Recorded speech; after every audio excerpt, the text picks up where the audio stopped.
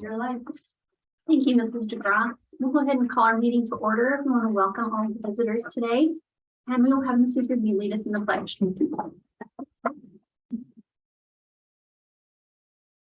I pledge allegiance to the flag of the United States of America and to the republic for which it stands, one nation, under God, indivisible, with liberty and justice for all.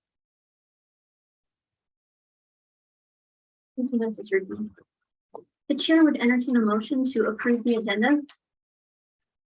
Madam Chair, I move that we approve the agenda. Here a second. Second. Those in favor? Any opposed?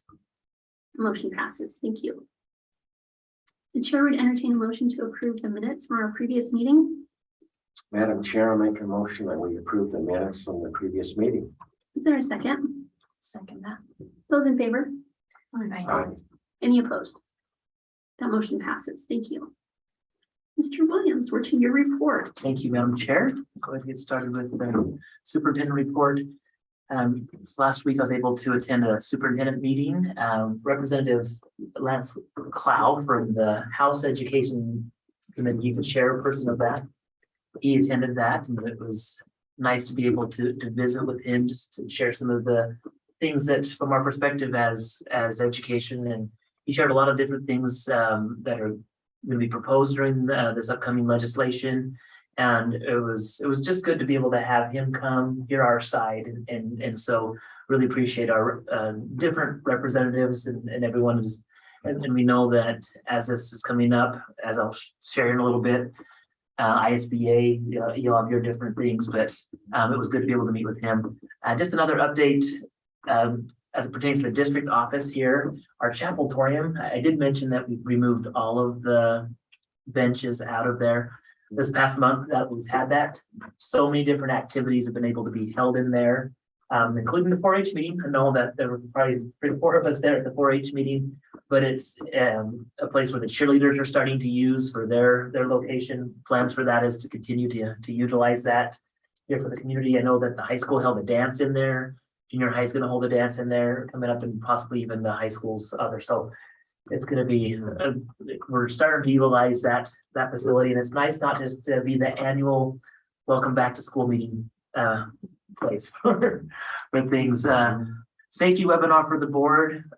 We do have in our discussion area to talk about that, but that was one thing that ISBA offered. And then Mr. Schmidt, you had a regional meeting the other day. Yes, last night we had it in Rigby. And the main thing on it was there's 14 proposed resolutions coming up for the business session at the convention. And a lot of them has to do with growth. They're, school districts are dealing with growth, and they're talking about impact fees. So there'll be a lot of discussion here come next month. Well, I mean, we will have the ISBA annual convention in Coeur d'Alene. I believe from our previous discussions that Mr. Schmidt, you'll be there. Yep, I'll be attending to represent this district and Region 6. We do have on the docket, we talked last time that we would have a work meeting. We tentatively planned that for the 27th, which would be next Thursday. And that's a time we could go over the ISBA resolutions on that. I can bring a copy of the resolutions. And I can get them from ISBA and have those ready for us. And have them for us. There's 14 of them. So we'll plan on that. If there is an issue, we'll discuss that later, but we'll have that. Okay, one thing they were saying is we can join as a school district on any of them that we want. Okay. Okay. So one of them was the enrollment instead of the ADA, average daily attendance. So I'm thinking that would be a good one for us to join as a sponsor. Yeah. And that's one that it's not just ISBA, but it's going to be like the superintendent's network that everybody is kind of trying to work together on that one. So very good. I'm going to keep going here with the technology. New phones were installed, and we do have some glitches that we're still working out. So if you've called our school, or we've called you, and it came across as, what was the one that came across from Julie today? Oh, fraudulent call. Yeah. So we're trying to figure out why those are happening, but we did have a new phone system that was put in. Mr. Reyna is working really hard on figuring out the glitches on that. The other technology project that we've been working on is the audio enhancement with the classroom speakers and microphones. That portion is completed already. They've already brought in all the speakers and microphones and installed them in the classrooms and in the different areas. But now the network setup, which will help our PA system get working with them, is going to start on next Monday on the 24th. And so by the next meeting, we should be able to have this whole project completed. Maintenance and grounds and custodial. They've got the boilers prepped, cleaned out, and started. And I hate to say that, we're getting ready for the cold weather right around the corner. They'll probably get the snow plows put on trucks and everything ready to go, but that's one thing that they are ready for that. And we've been fortunate to have such a nice weather up to this point. I think last year at this time, we already had 2.5 weeks of cold weather, so. Well, another thing, we did purchase a new floor cleaning machine. Just as those get used a lot, that one will be put over the Panther Den, and we'll move the one from the Panther Den over to this building. So as some of them are still in their last lives, Mr. Soderquist does a great job of seeing if he can fix them or if it's better just to buy them. And as we met, we decided let's just get a new one right now. So that's with maintenance. Our food service, That $3,000 expense. it's going to come across on next month. Next month. Okay. Yeah, and it's going to be 9,000. 9, You got it. right under the limit, so. Yeah. How did that happen? I think like 2 or 3 years ago, that probably would have been about 6, you know, it's just everything is just continually going up. Food service, Mrs. Ward, biggest thing that she's really worried about is our free and reduced lunch applications. The last couple of years, we haven't had to focus on this because of the different waivers and free lunch that was given out to all students.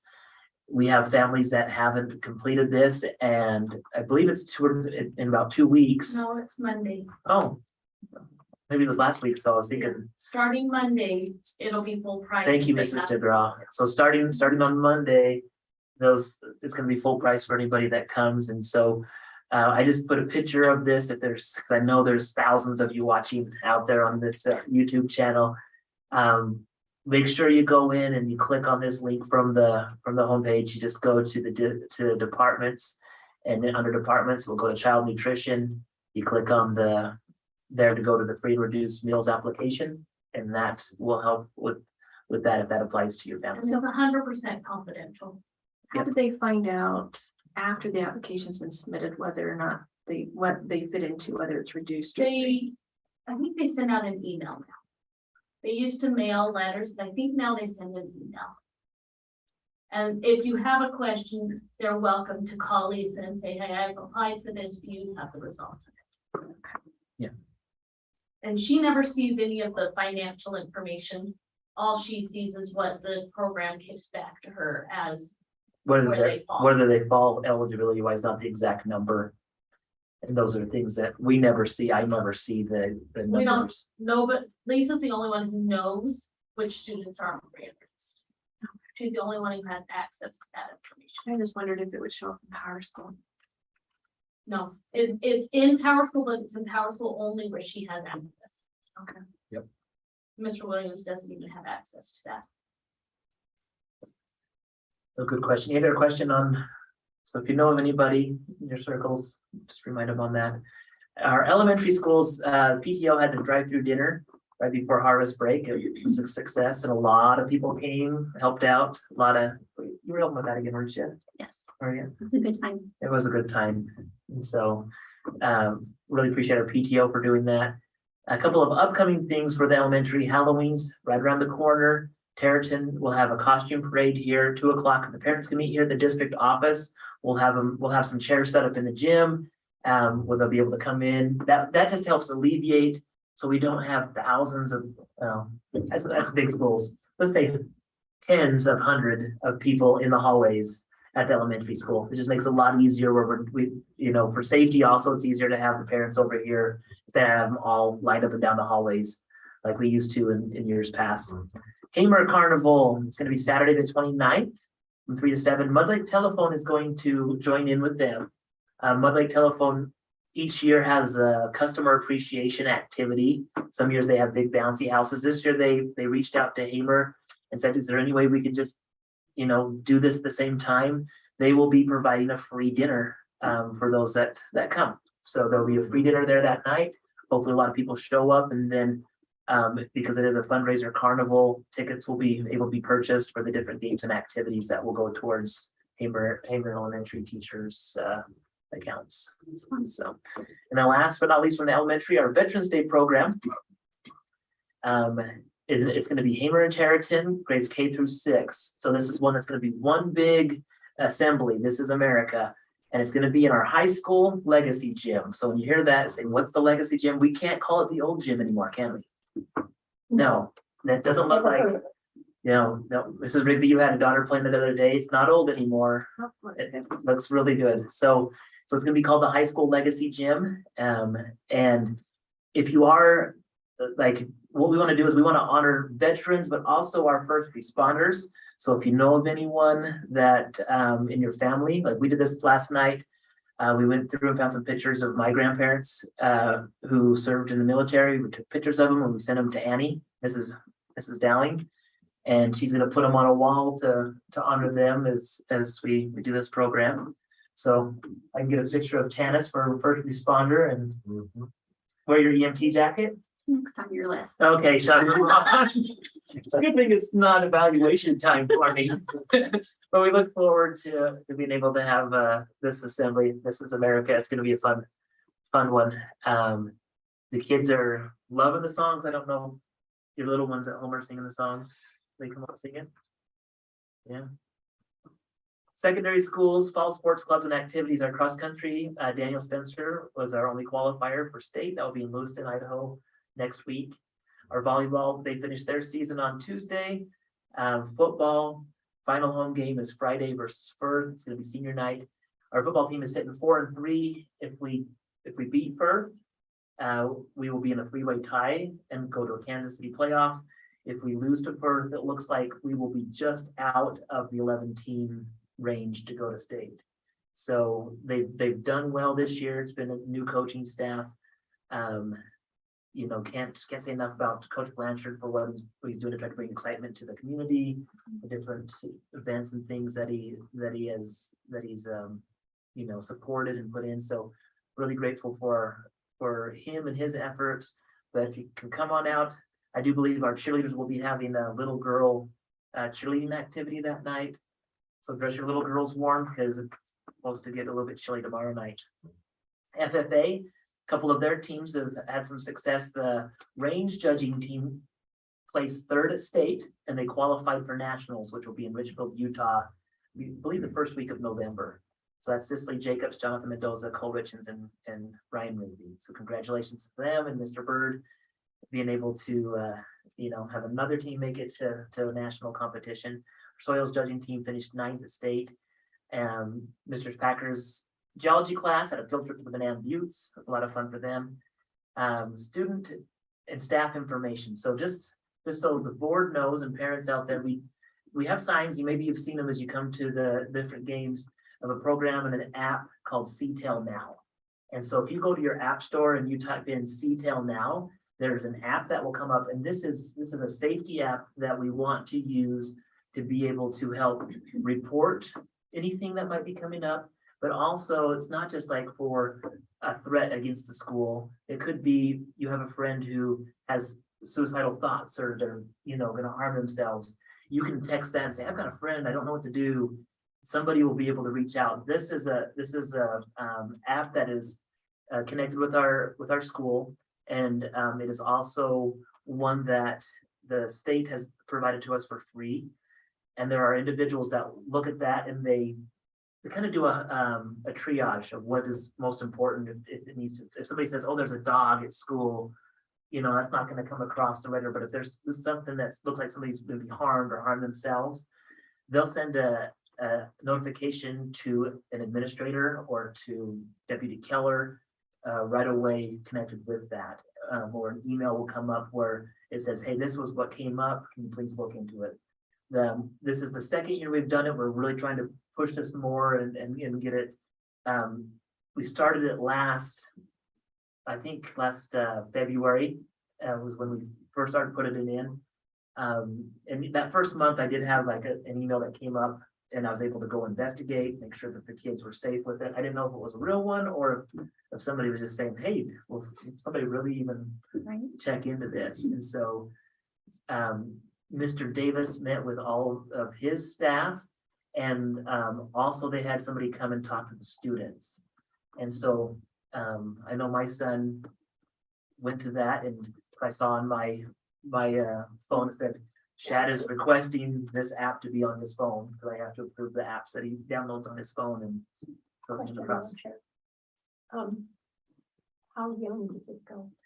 Right now, it could go all the way down to elementary, but where most of our elementary kids don't have the phones, we're really targeting the secondary kids. Here at the Territon campus where we have 5th and 6th grade, they'll see that in the hallways, but it was the secondary kids 7 through 12 that we really targeted. with this one. had somebody from outside talk to them about it? And it was just about the app, just about how they could use the app. And that's really what it is. This doesn't go into the details of how do you help somebody or what do you do here. The state, the state safety department. So when you go to like the ISBA conference and things, sometimes they'll have those breakout sessions with the state safety individuals. That's where I actually learned about this, was at the ISBA conference, or might have been down the hill. They have a breakout session with it. And so that's what that app is, and it's anonymous. And that's one thing I did not say, it is anonymous. That you can go in there, you can leave your name if you want to, or you can remain anonymous, but this will be something where, we'll talk a little bit later about the ISBA, webinar that we had later on, but these are things that if somebody sees something, a lot of times they don't know where to go, and this is something that they can do on that. Good question. Other thing coming up here for our not just secondary, but with all of our schools, it's our tutoring P-Day professional development day. Our first one is this Friday. I've met with the administrators last week, and they've been reaching out to parents and also to the teachers on how to do this. Again, like I said, it's our first one, but the plan is that students will be here from 8 to 11. Buses will run their regular route to pick kids up. Teachers have been asked to invite kids to come. There is no at-home assignment. This is just a day that we are saying we want to help kids. After the tutoring is over, the professional development training, here's what we have on the docket for this Friday. Math department is going to have their first one 11 to 12. There'll be a migrant education training from 12:30 to 12:45. Mrs. Torrio will be putting that on. And then from 12:45 to 3 o'clock, there'll be a rotation, about a 45-minute rotation between restorative practices, which is a way for teachers to know how to build relationships with kids. This is a second part of it. They had the first part before school started. Teacher clarity is on the book study that the secondary schools are having on standards. And then the QPR, which stands for question, persuade, refer, that's a suicide prevention training that we're giving to our teachers as well. And so that's our full day of professional development. It's gonna be a good one. Question, Madam Chair. So if they come for, say, math from 11 to 12, well, no, 11 to 8 to 12. 11. no. Oh, are you talking about the kids? The 8 to 11 kids, so Mhm. they come for a class, math. Mhm. What do they do with the rest of their day there, for the rest of their 3 hours? So they go home if they want to, or If they're waiting for the bus, if they're. on if the they're bus. waiting for the bus, I'm sure there's other things they could go to, either computer lab, work on things there. So bring things to. Bring fill that things to fill that time. I time. wonder if they've been told that. I know that the teachers have been talking to them about that. One of the things that the administration was gonna figure out with their teachers is how to rotate between kids that needed to go to multiple ones. Right. And I wanted just to hand that off to the high school principal, just say, hey, you figure this out, and here's your time, figure out what you're gonna do with it. So are they having elementary kids come to? They will have elementary kids come. And elementary kids will just stay with their teacher the full time. On that, good question. Another upcoming things, couples, coming up, the FFA is gonna have a goat roping fundraiser. No, Mrs. Cherry, that sounds, your daughters are probably gonna be doing that. So excited. Yeah, October 27th, you'll probably be there volunteering. 6 p.m. at the Mud Lake Fairgrounds. So Tyson, Them rope out. yes, I know. Yeah, right. Go rope and shoot, I offer it. to 'em. Yeah, for goats, Mhm. That's what I do it for. Well, really? Well, maybe we can reach out, Will Slagowski is the FFA member that's been kind of Okay. spearheading this. Yeah, doesn't that sound like something Will would want to do? Does it go? We should have a vole bashing thing, you know, to go out. I should. Sounds good. I don't know, I'll do that one. But then on the docket coming soon, we'll have our, just, I know this is out there, because we're gonna have another, board meeting before that time, but our West Jefferson Junior High will have, newsies, that's gonna be November 21st and 22nd, 2 days before the end of the trimester. So that's a lot of fun things going on. It's been a good fall. You might, well, you will see two, staff members, one male teacher from the junior high who's taught here for a lot of years, and another person who graduated with him will be also in that play. Yeah, that's my, The teaser. at the teaser. Yeah. Sort of the version two. Maybe, Spoiler maybe. I don't know if you want Star. Mr. Williams as Snyder the Spider. That's alert. why they always put the superintendent as the villain, but okay. Some of you out there are probably going, that's because. We're busy for it. Thank you, Madam Chair. All right, thank you, Mr. Williams. Mrs. DeGraw, did we have any public comment? No, ma'am. Okay, thank you. All right, the chair would entertain a motion to approve the consent agenda. Madam Chair, first, I have a couple of things I want to clarify for me. Okay. In the budget report. Yeah. Page 6. Governor's allocation. For 80,000, is that where we paid the teachers? That, yes, that is the, bonus that you're, not bonus, additional compensation on action item 4.2. That you are ratifying. And so the money that isn't used there, We used absolutely all of it. it doesn't show that you used all of it in the budget report. Shows there's 30,000, What would have happened, that's the benefits. but it includes benefits there, doesn't it? I wonder if there's an error on the, because we didn't put all the names on the one that we uploaded. I know what it is. I know what it is. is. I know what it is. Okay, And so it's one where can't use names in an open session. Right. And so, yeah, I know exactly what it is. So the one that we uploaded with all of the highlights is different than this one here. okay. And so I can answer that. Oh, okay, because I was just thinking if we didn't, oh, how did that happen, their allocation, the allocation didn't. Because you're thinking that the allocation coming from the state was, yeah. Yeah, it Okay, all right, matched when I paid it out. okay, that's so, I just had to clarify that in my mind. So then on page 6, also down at the bottom. That 105,000. Are you gonna use that in other spots? Because it doesn't take that much for an elementary principal. That was the. You know what's happening right now? Is this column. Is our amended budget from last year. I have not moved in this year's budget. I wondered. That's the difference. That's the problem, is I haven't moved in this year's budget because I was waiting for us to finalize our. Okay, because That's the difference. okay, so that probably takes care of page 38 then too. page 23. Is that ESSER money? Is that all there is left?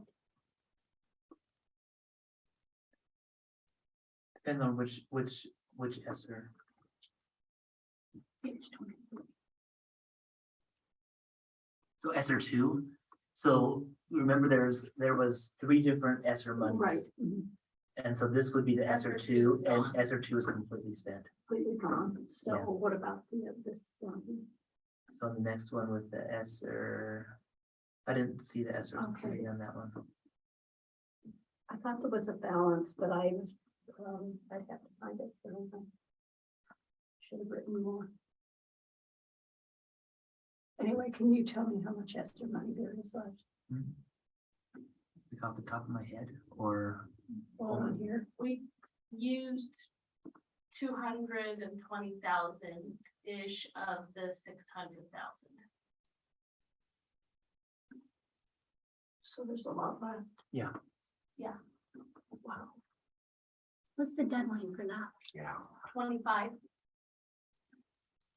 Looks like time.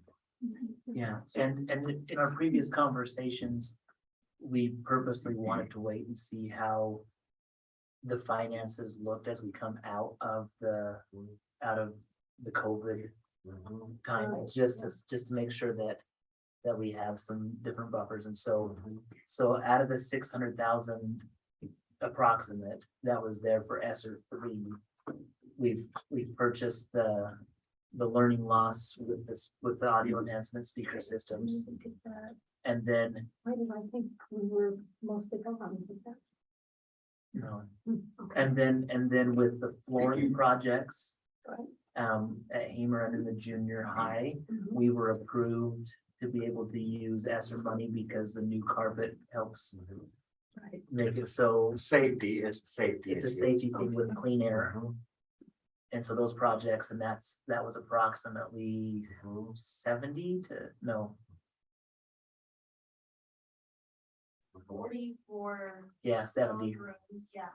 approximately 70. So you have the approximate 220 and then another 70. And so that leaves About half of it. just a little bit over half. And that's kind of where, I talked with other school personnel from around the state. They're using ESSER money also on the carpeting. So then, on that, 20,000 on federal money that we have, is that what you have to spend or you lose it? which page?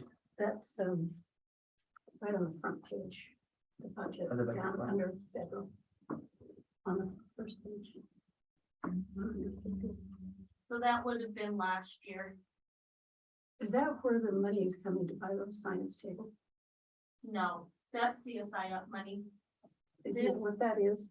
This would have been, that was the grant where we gave the classified all,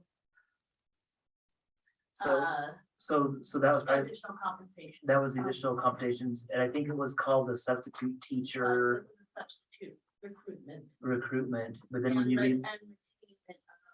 and then when you read then we read through it was called substitute teacher grant. But then when you read through it, it said it can be used to retain classified employees, and so then we voted to divvy that out to all So where's the classified money employees. then that we're paying for the science tables? And that is out of the CSI, so we're the last 4 years we've been on the CSI up.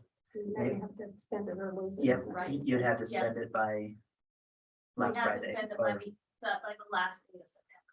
20 Oh, days ago. okay, all right, so and you already purchased these? Mhm. Okay. All right. Yep.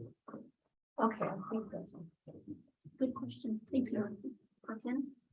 Okay, there's any other questions on the consent agenda? Seeing none, the chair would entertain a motion to approve the consent agenda. Chair, I make a motion that we approve the consent agenda. I second that, Madam Chair. Those in favor? I, Any opposed? That motion passes. Thank you. Our first action item, Mr. Bond, welcome. All right, Andrew, I have some questions for him too. Oh, I can see what he's doing. Yeah, let's see. Appreciate the opportunity to be here with you. Before we jump into this, there were some good questions asked about your child nutrition program, the free and reduced applications. The reason that's important is you receive funding through the federal government for qualifying meals that are served. So the more free applications for qualifying families within your area, the more money you'll receive to run your program. And so I'm sure that Mrs. Ward is looking for as much as possible to meet the needs of her salaries and benefits and supplies and commodities and things in that program. The other question that came up was who looks at that? They are required, meaning Mrs. Ward and her staff, to do an annual verification of the free and reduced applications. And there is a formula that's used to randomly select some of those applications. And then they call the household and they say, please submit to us a tax return or a W-2 so we can verify the numbers that you have submitted to make sure that they're legitimate. So that's required to be done and it's submitted to the state every year. When we come in to do the audit work, and for the last 2 years, the district's had enough federal expenditures that we've had to look at some of those programs. The child nutrition program is one of those. So we, when we're auditing a child nutrition program, would also have access to look at those qualifying documents, free and reduced applications, to make sure that based upon what was submitted, that they meet the requirements. So that's the reason I think Mrs. Ward is trying to get the district back under the momentum of having free and reduced applications, because as the superintendent indicated, over the last 2 years, the waivers have been out there which said, you all qualify, we're going to feed every student that needs it, and we'll reimburse you at a higher rate than even the free lunch for each meal that's served. So most districts' lunch programs have done really well over the last couple of years. So they've seen their fund balances increase. Some of them have seen the need for additional staff to handle that program at that level.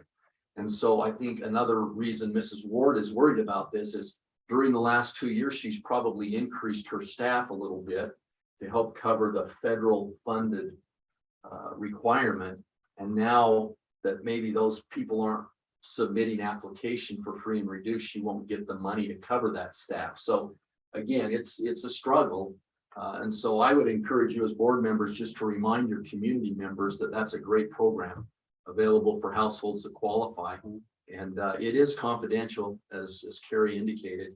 The children come through the lunch lines and no one knows whether they are free, reduced, or full price. And that's the beauty of the program. So no one can judge them for their economic status anyway. So anyway, I just thought I'd clarify that. That was a good question that someone asked. So we've completed the audit of the school district for the year ended June 30th, 2022. I've provided you with a couple of documents. There's the large one here, and at the very back of that, I tucked in a little bit letter, and we will look at that letter at the end. So I wanted to take a few minutes and just go over some of the highlights as I've done in the previous years, and then answer any questions that you might have. So I'm open to going over any of the numbers as we go along. Just interrupt me and we'll talk about them. Or if you have something at the end of the discussion, you can just let the chair know and we'll address those items. So the first thing I'd like to explain to you or provide to you is our auditor's opinion letter. If you turn to page 1, it's page 1 through 4, or page 1 through 5, excuse me, you will see our opinion letter on the financial statements of the district.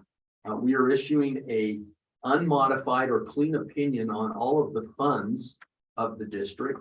And then overall, the district as a whole, we are issuing one qualification, and that is a similar qualification that's been at the district level for the past several years, and that is dealing with your other post-employee benefits and the actuarial valuation that would be required to measure those for us to audit them. And so the state does not require currently that be completed. That is left to the district's discretion.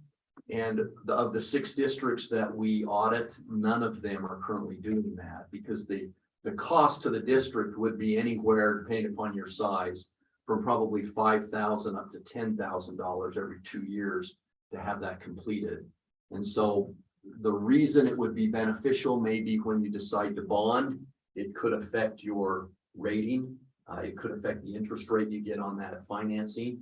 And so some districts anticipating a new bond offering may go out and spend that money to get the actuarial evaluation done. But currently it's not being completed at the district level. So that's the reason for the qualification. Other than that, though, the opinion indicates that everything else was clean or unmodified. Let's look at a few of those numbers.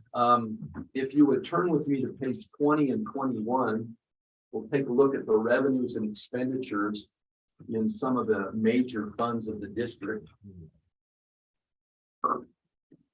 Each of the separate columns that you'll see on page 20 and 21 represent a major fund, and a major fund is defined by the state of Idaho. You are required to show separately in your financial statements the general fund, the child nutrition fund, the debt service fund. If you have a capital project ongoing, you're required to show that, and then your plant facility fund. So you can see those first 5 funds are major and are required by the state to be shown separately. All the other funds, and I believe there's another 20 or so, are combined together and included under other governmental funds. But I wanted to look at the major funds just briefly with you. The first column I think is of most interest. That is the general fund of the district. You can see at the top portion of the page, the top third, those are the revenue sources. So you can see that the district received total revenues in the general fund of $5,491,000 last year. And of that amount, it's broken down by local, which includes your property tax levy for the supplemental. The state, you can see, is the largest piece of that. That is the state apportionment based upon your attendance, your enrollment, your ADA. And then the other would be the other state programs that are funded at the district level. The educational programs and others under federal is a miscellaneous grant that was recorded within the general fund. Usually grants from state and federal are recorded in their own separate funds, but in this case, it was included in the general fund for $110,000. The middle part of that page are the expenditures. Those are by function, again, required by the state to be presented that way. That allows for comparability amongst districts. As you look at your financial statements, they should be very similar to Rigby School District, Bonneville School District, Madison School District, whatever. The numbers would be different, but the format should be similar. And then at the bottom, you can see the transfers that occurred and also the change in your fund balance. So as we go to the bottom 3 lines there, you saw a general fund increase for the 12 months ended June 30th, 2022 of $42,000. That is added to your beginning fund balance of $802. So you ended the year with a surplus of $845,000. That's approximately a month and a half, a little bit over, not quite 2 months worth of expenditures. And so we recommend usually as auditors, a 2 to 3 month budget reserve. Some districts can hit the 3 month, not many can, but the 2 month is a good rule of thumb for conservative nature to make sure you retain some fund balance for unexpected expenditures. I do have some districts that we audit whose boards have decided to ensure that they have a reserve where they've adopted what they call a stabilization policy that says we will keep 2% or we will keep 2 months or we will keep something, and they've specified how much and voted on that so that every year they know that reserve will be there and it can't be overspent. So again, the general fund looks good. Your fund balance has a good balance, about a month and a half worth of expenditure, and then no questions or concerns that we noted within the general fund. The other majors, let's look at those, just the bottom lines, the carryovers. The child nutrition fund, you can see that it had a pretty significant increase. It went from $139,000 almost doubled to 249,000 at the end of the year. Again, that's a result of the additional federal funding that occurred for every lunch or breakfast that was served. In the past and going forward, you will find that you'll only receive reimbursement for qualifying free and reduced lunches at a higher level. And then the full price lunches will start to come into play again. But again, a good fund balance in your child nutrition fund. The debt service fund, I wanted to point out a couple of things there. This is the year that we're looking at where the bond passed and those bond proceeds came in, the 1.5 million that the voters approved. So you can see that 1.5 million down at the bottom third came in as proceeds from the sale of bonds. Then that money, the 1.5 million, was transferred out of the debt service fund into your capital construction fund where those monies will be spent. So you could track them that way. What remains in the debt service fund then is the monies collected to cover the upcoming debt service payments. That will be your property taxes collected to service that debt. And we'll look at what the service requirements of the debt are in just a moment. So the 161,000 remaining on the debt service fund is for upcoming debt service payment. First column on 21, the capital construction fund. Again, this is the one that received the 1.5 million of bond proceeds to meet the project costs of what you passed that bond for.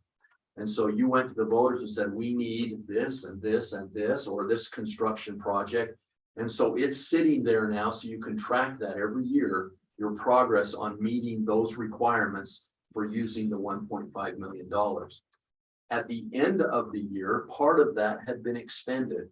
So if you go down to the bottom part of, again, of that page 21, first column, you'll see that $445,000 as of June 30th had been expended of that 1.5 million that came in. So the remaining 1,054,000 is available for this fiscal year, 2023. And probably some of those projects were already completed or maybe started back in July and August of this summer. And so that will be ongoing. And I'm sure you're, as a board, are monitoring the status of those jobs. The plant facility fund is just your ongoing maintenance, bus purchase type activity. And so those are restricted monies for those needs of the district, plant facility type needs. That had an increase of 39,000 for the year. So as we looked at the major funds, each one ended with a positive fund balance, and each one has a good reserve available for the upcoming needs of the district.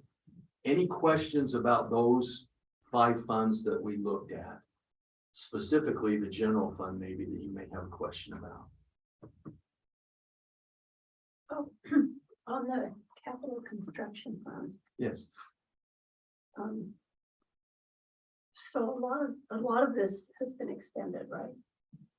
It just doesn't show yet. No, well, some of it has. So yeah, before July. So this is Yeah. the end of July. Yeah. So as of June 30th, you had spent 445,000 of that. The remaining amount is available. And as I indicated, probably in July, August, September, maybe even part of October, you are spending that money on all these projects. And when we get to our discussion area, we'll have to talk about bond projects. We'll be able to see exactly how much further down we've spent from July 1st until now. And so this is just a good, this will connect here in a little bit. And that's a good question, Mrs. Perkins, because next year during the audit is when we will audit or look at those expenditures that are happening this year. Okay, make sure they meet the qualifying requirements of that bond. All right, the next page I'd like to look at then are some of the notes. The notes to the financial statements are kind of a narrative that help you understand a little bit better the numbers that we've just talked about. They also are indicators either required by the state where we have to make certain disclosures, or to just identify items of maybe risk or something that the board should be monitoring and aware of. So one of those items is found on page 29. footnote number 2 on page 28 and 29, and we're gonna look at 29. Is the footnote about your cash and investments held at the district. So the district at the end of June 30th has certain balances within different checking accounts and investment accounts. And when we perform the audit, we look at all of those. We confirm balances, and then we audit the bank reconciliations and the other activity within the cash and investment accounts.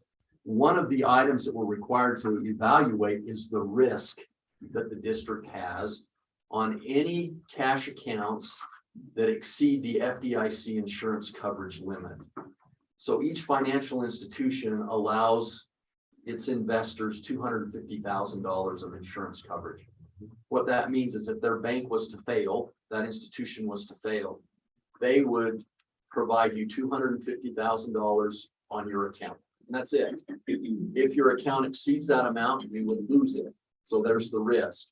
And so as you read on page 29, footnote 2, go down to number 2, item 2 there, it talks about custodial credit risk.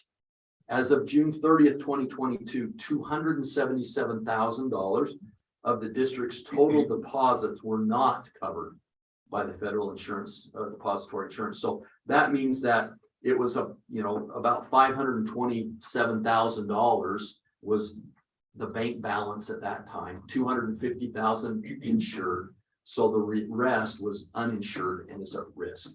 We're required to disclose that to the board. Now, the reason for that is timing. Usually you have payroll, you have accounts payable checks that need to be paid. And so at June 30th, you've got money sitting in there to cover those checks that are going to go out the first couple of weeks of July. That could be more than 250,000. It usually is. The other thing is you may have more than one account with the same financial institution. So the district has an account and the high school has an account. The elementary schools have accounts. And if they're all with the same financial institution, we have to add them all together because you are one investor, not 3 different ones, even though they're different schools. So we have to add all that. So you have also on here, not only district funds, but those other funds as well. So the banks, they don't insure each account, it's just Correct. each institution. As a whole. It's Okay. each depositor.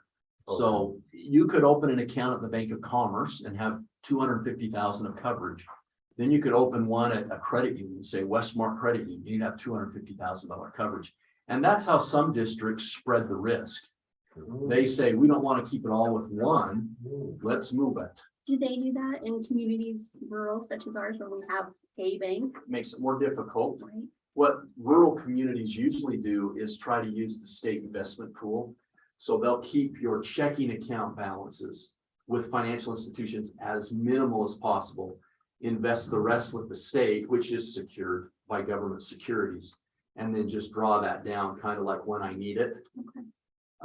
Using multiple financial institutions is another option, but it creates a little more work for the business manager because she has to monitor now 2 different accounts at 2 different financial institutions. And sometimes they're not local, which can create some issues. So anyway, just want to make sure you understand it. Every district I work with has this same issue. Some have uninsured amounts up to $2 million.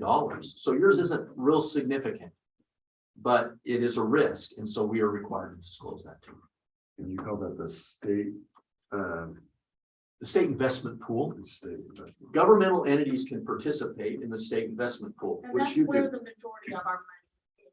And I draw it down when I payroll or when I have accounts payable. Okay. So we have money in that Yeah, account. Majority of it. Majority of Now. our money, at the very last page of our budget report, Mhm. it says our cash balances in the different accounts, and one of them is state investment. yeah, and Mr. Burnshaw, if you'll just go down to number 3 there, right under that number 2 we were looking at, that shows how much you had in your state investment pool, 2.7 million at that time. Okay. Okay. So again, you're using it the way it needs to be used. Carrie will leave money there. As she needs it, she'll pull it over, but she may have needed 500,000 to cover payroll and bills. And so at June 30th, because of the timing, that's what was in there. So how do you suggest getting away from that? You can't. That's just a timing issue. Okay. And so the thing that I think should comfort you as a board member is knowing that within probably 2 weeks of the end of the year, that money had been back down under that 250,000 because you paid those bills and they cashed their checks. And so that money's back down. So the risk minimalizes. It does. So it's a risk for maybe a week and a half or 2 weeks. Okay. So if the bank was to close its doors and go bankrupt within a week and a half, it's not going to happen, but it's still something that's required to be disclosed. Mhm. And that will be in the letter that we talked about in just a minute. The next footnote I'd like to look at with you is on page 32.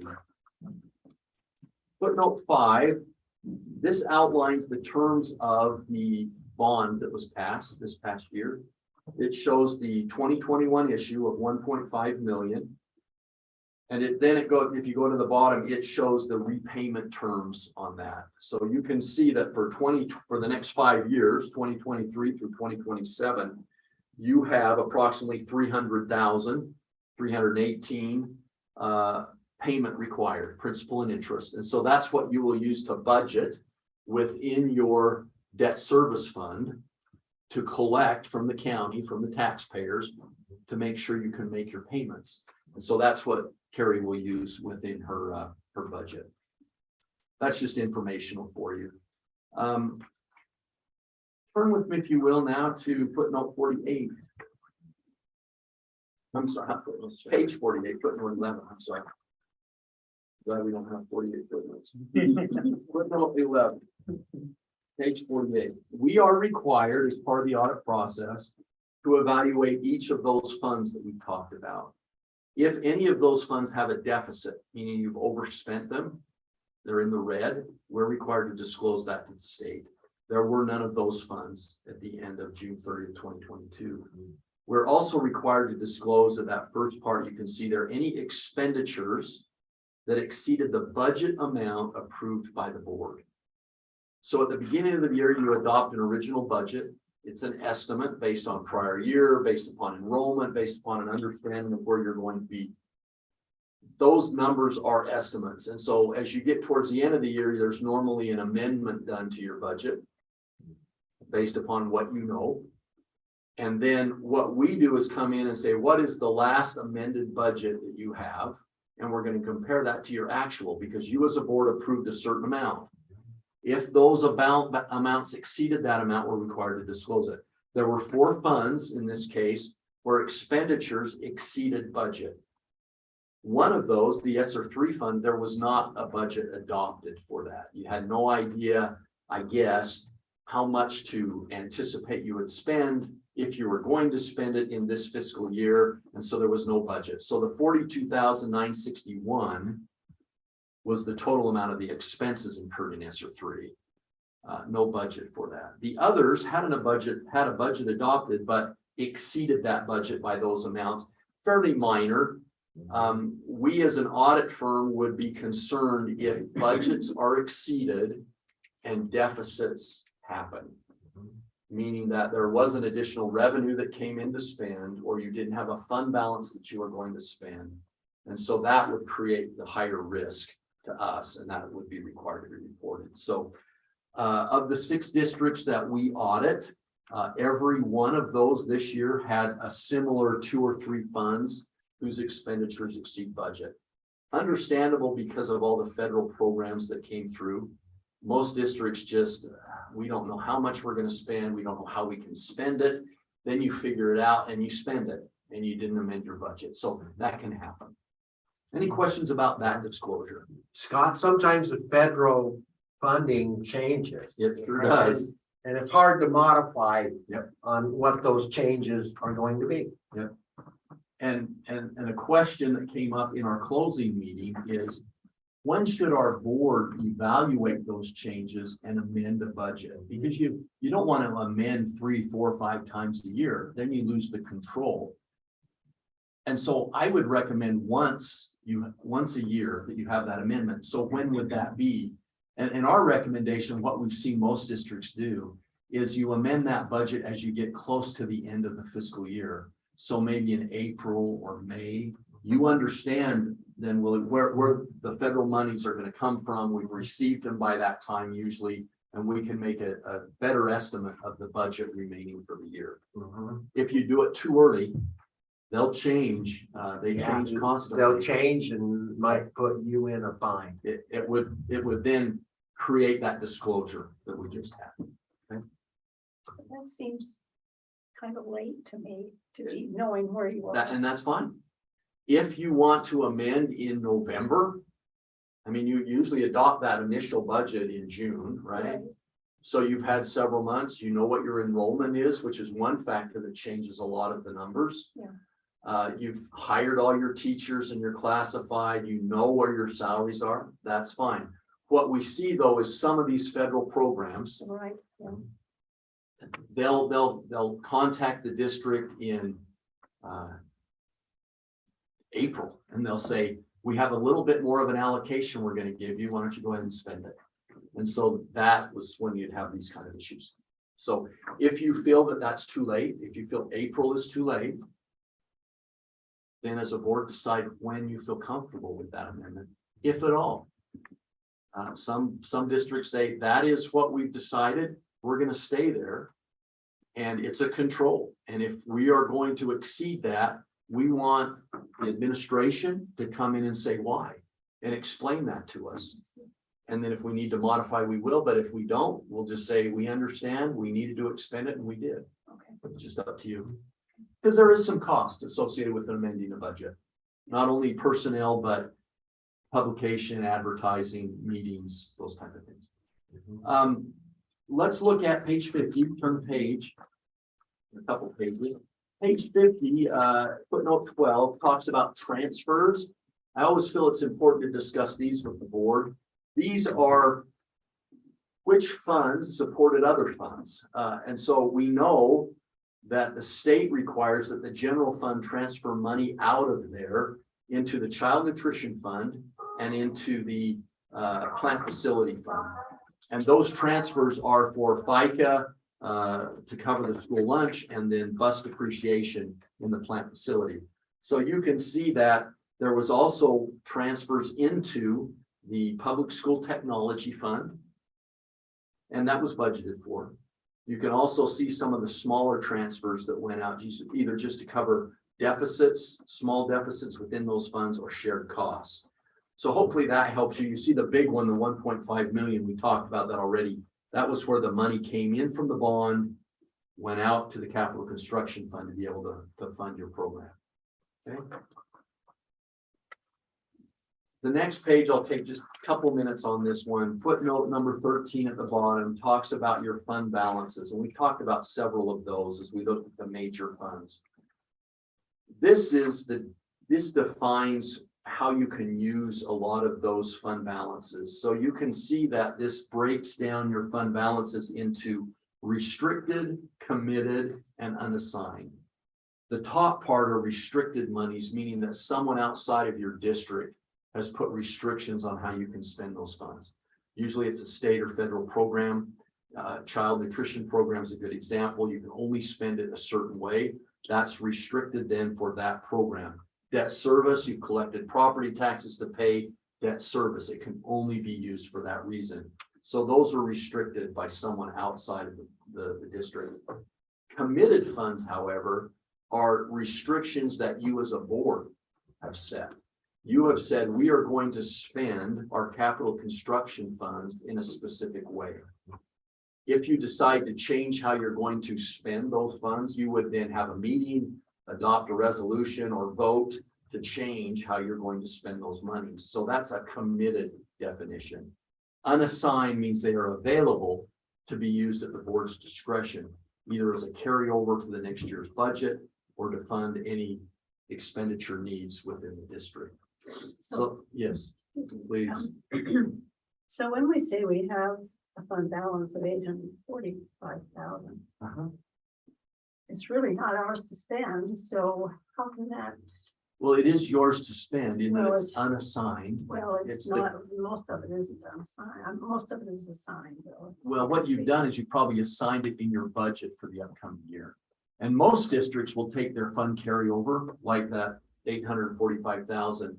And they'll say, first thing we're gonna do is put that as available to us to spend if we need it.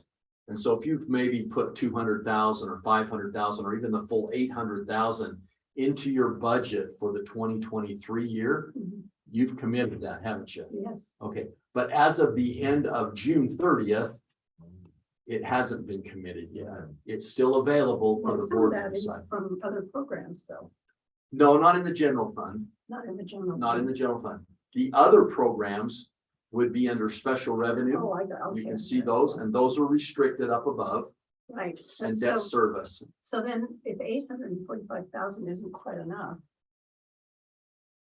we just have to Reduce expenses, reduce expenses then, don't we? go out and Or we recruit have to some more decide- enrollment. I don't know how Yeah, you we do have it. to decide whether we want to have Exactly. 2 months worth or not. Well, and we've been increasing that unassigned balance. I think a couple of years ago, before ESSER money started coming in, we didn't even have a month's worth as unassigned in our budget.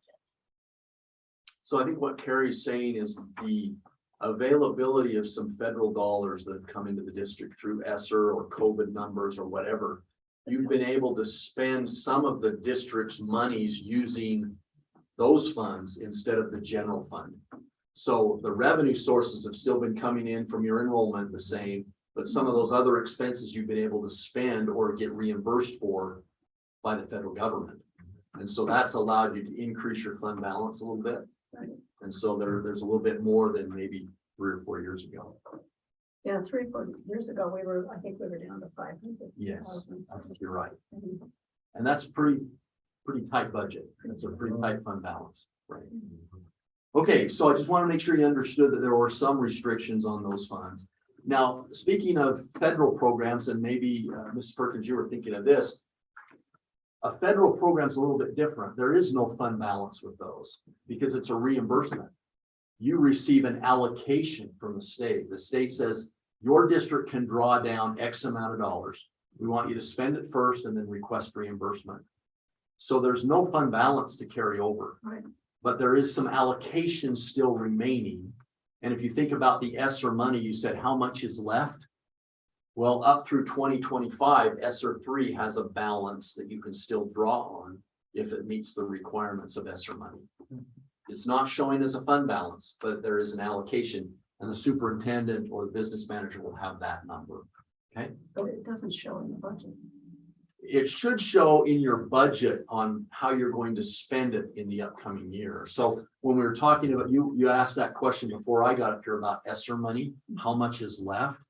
It came in waves. There was ESSER 1, ESSER 2, ESSER 3, and then there were ARPs, and then there were other programs federally funded to help you through the COVID, the pandemic issues. And so the ESSER monies have been, the ESSER 1s have been spent, the ESSER 2s have been spent. So now ESSER 3 has through 2025 to be used. And if you decided that 2023, the year we're in right now, we're going to spend it all, then it should be in your budget. And that money would say ESSER 3, that's fund 2542. 252, I think it's 252. 252. That's her fund number that she accounts for all this in. It would have a budget number of the remaining allocation and how it would be spent, and you could monitor that. Okay. The last thing we'll look at then would be those non-major funds. We started out our discussion using major funds, but if you turn to the back, starting on page 68, you'll see all the other funds, which are the programs you've been discussing and are familiar with. 68 and 69 are local and state programs. They do have carryover fund balances that are restricted for those programs. And then as you turn the pages to 70 and 71, you'll start with the federal programs, and you'll see some of those. Most of those at the bottom have a zero fund balance.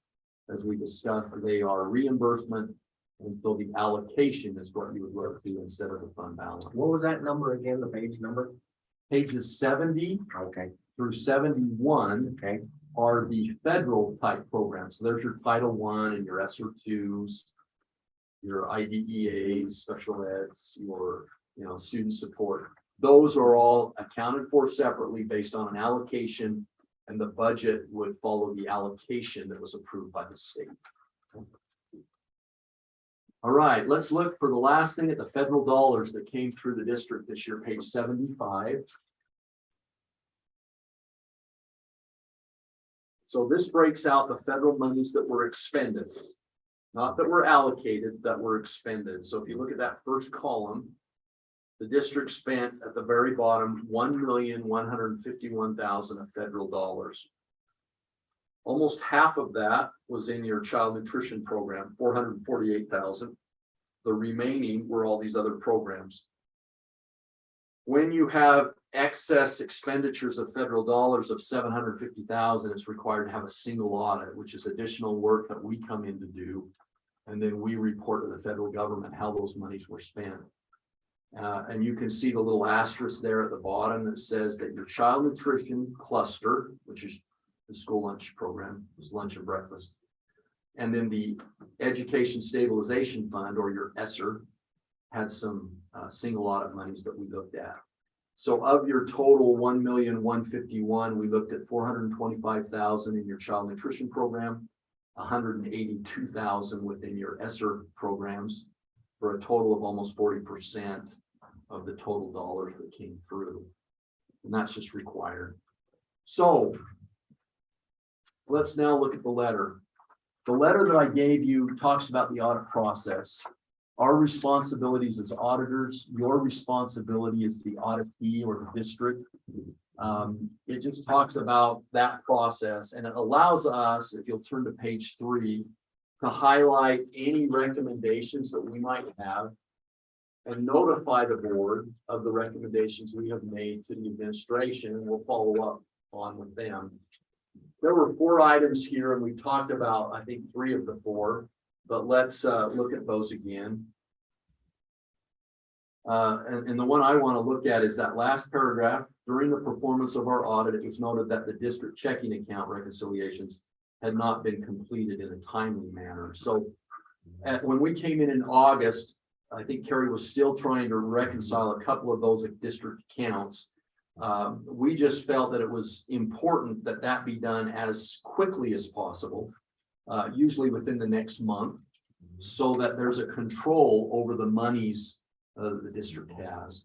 And so that was a recommendation, and Carrie acknowledged that. She was just having a difficult time with one of the bank recs, and it took her just a little longer to get that reconciled for us before we came in, but we were able to audit that. And then I just recommended that if she has problems like that in the future, we're a resource. If she wants to bounce something off of us, there are other district business managers that are resources that she could reach out to. And so I wouldn't sit and spin your wheels. I'd just call and let's get it fixed and move forward. So I think that's an important control. The other control is I just want to make sure that you as a board are receiving the financial information you need and are reviewing it monthly and asking questions. I appreciated Mrs. Perkins asking those questions. That's what, as an auditor, we want to see happening within a board. You're not just accepting, you're asking questions. And then it was good to see Carrie able to say, this is what it was for. Or if she didn't have the answer, she could say, I'll let you know, or the superintendent will let you know at a later time, but she did. So I appreciate that. Any questions, Madam Chairman, that you might have or that the board might have? I have one comment. This checking account, that's all been completed now, right? Absolutely. So it's all done. It is. And I asked her, are you current with your monthly account? She said yes. So it was just something with that Yeah, one. so I just wanted to prove to you that we're all current. You know, Carrie was right on top of it. And we had to follow up on that, really. So thank you. Yep. Okay, All right. So thank you so much. thank you. I appreciate the time.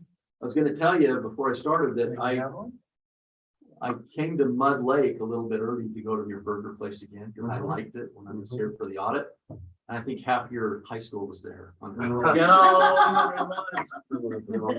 It was packed. So they like it too. Thank you, Scott. Thank you. Just a note to Mrs. DeGraw, what huge shoes to fill, Yes. and you've done amazing. Thank you. Thanks. It's a steep learning curve Right? to have an auditor come in and say, how come you're doing this? We're used to seeing this. Why not this? She did a great job. Mhm. Fantastic. Okay. Move on to 4.2. So we do need to take an action item on that, Madam Chair. Oh, sorry. Just to the chair, just motion to approve it. The floor be open for a motion to approve the financial audit report. Madam Chair, I make a motion that we approve the 2021-22 financial audit report. Here a second. I second that. Those in favor? Aye. Any opposed? Motion passes. Thank you. Thank you. Okay, now on to House Bill 793. So this is the one that, Edgar, you did have a question on it, and I'll be able to answer afterwards on the exact one. House Bill 793, this was, I put the bill in here. We really don't have a choice on how this money can be allocated. It's to instructional staff and pupil services. The highlight of this one is when we look at the action item, I highlighted the section 6 is a section that stated this is where it can go. In past conversations with the board, in some of our work meetings and other places, we've asked about, as we get these federal monies flowing in, we know that these are one-time monies. They're not regular. And last year, there were, I think, 2 separate or 3 separate ones. Sometimes all this COVID money runs together, but there were, I believe, 2 different bonuses last year, one to teachers and one to classified staff. Am I So right? there was one just classified, and then in the spring, there was one for every staff For member. every staff member. And so then And now we have one just more. the certificated. And so and if you go back even 2 years, We have one more. we did another one. And so there's a lot of these that are running together. They're essentially all COVID monies, even though this one here is not, this is federal money that the governor had in his discretion to spend. And so when they went to JFAC, they said, let's give teachers this money. We don't know what to do with this $36 million here. So let's have and then one more additional compensation. And that's where, if you remember back in February, March, the conversations were, this is where teachers are getting their raises from. And you had that phrase of teachers are gonna get a 10% raise this year from last year. But they were bringing in 3 or 4 different things together. One thing was the career ladder adjustments were being funded. They were looking at ESSER money, and they were also looking at the higher allocation for insurance. And so that's where they were giving the 10%. So really, when it comes down to it, when we talked as a staff about how do we look at this, and the direction that I received through those conversations and meetings were, let's just pay what it was allocated for. Where some districts have had the conversations of, let's take a little bit of this HB 793, let's take a little bit of ESSER 3 and spread it out to everybody. That makes it a little hard because all of this money that is spent, we are going to be audited on all of this. Every last bit of this money, we will have another audit, We will have a single audit again next year. not just with Right, Scott, but all of our ESSER monies also have surveys that go out that we have to put to the State Department and go through. There's lots of reporting that goes on. So it is simpler for us just to pay it out the way that the money was intended. But it's paid already. Mhm. We're approving it now because Right, it has to be board approved, just because it has to be board approved. but it's too late to do it before it was paid. What I mean is, didn't you get it in time for us to see it before it was paid? Or did we? I mean. it was a discussion that we had with the board for several, when we did the classified, we said, this is gonna be coming in the fall. We've got these different, and so we just spent it the way we were told to spend it so we could draw it down. But because It's hard to prove things after they're already done. You have no choice. I mean, I wouldn't right, do any other way, but. you I'm would just saying. rather approve it instead of having to ratify it. What about? If it's spent in the manner that it was meant for, Allocated for. allocated for, thank you. I think that's, I get what Mrs. Perkins is saying though. yeah. But sometimes it falls and do we all want to come in here for a special meeting for that? I don't know. Is that what they do, though? They send it to you and you don't have any time? to We, even talk with about this one, we probably could have. We were just thinking, here it is, let's get it out before it gets mixed up into other I'm just stuff. wondering why it needs board approval. Because we have to jump through the hoop. So Is was that that what we like are? a state requirement to be board approved? But it didn't need to be board approved prior to its distribution. Didn't say that.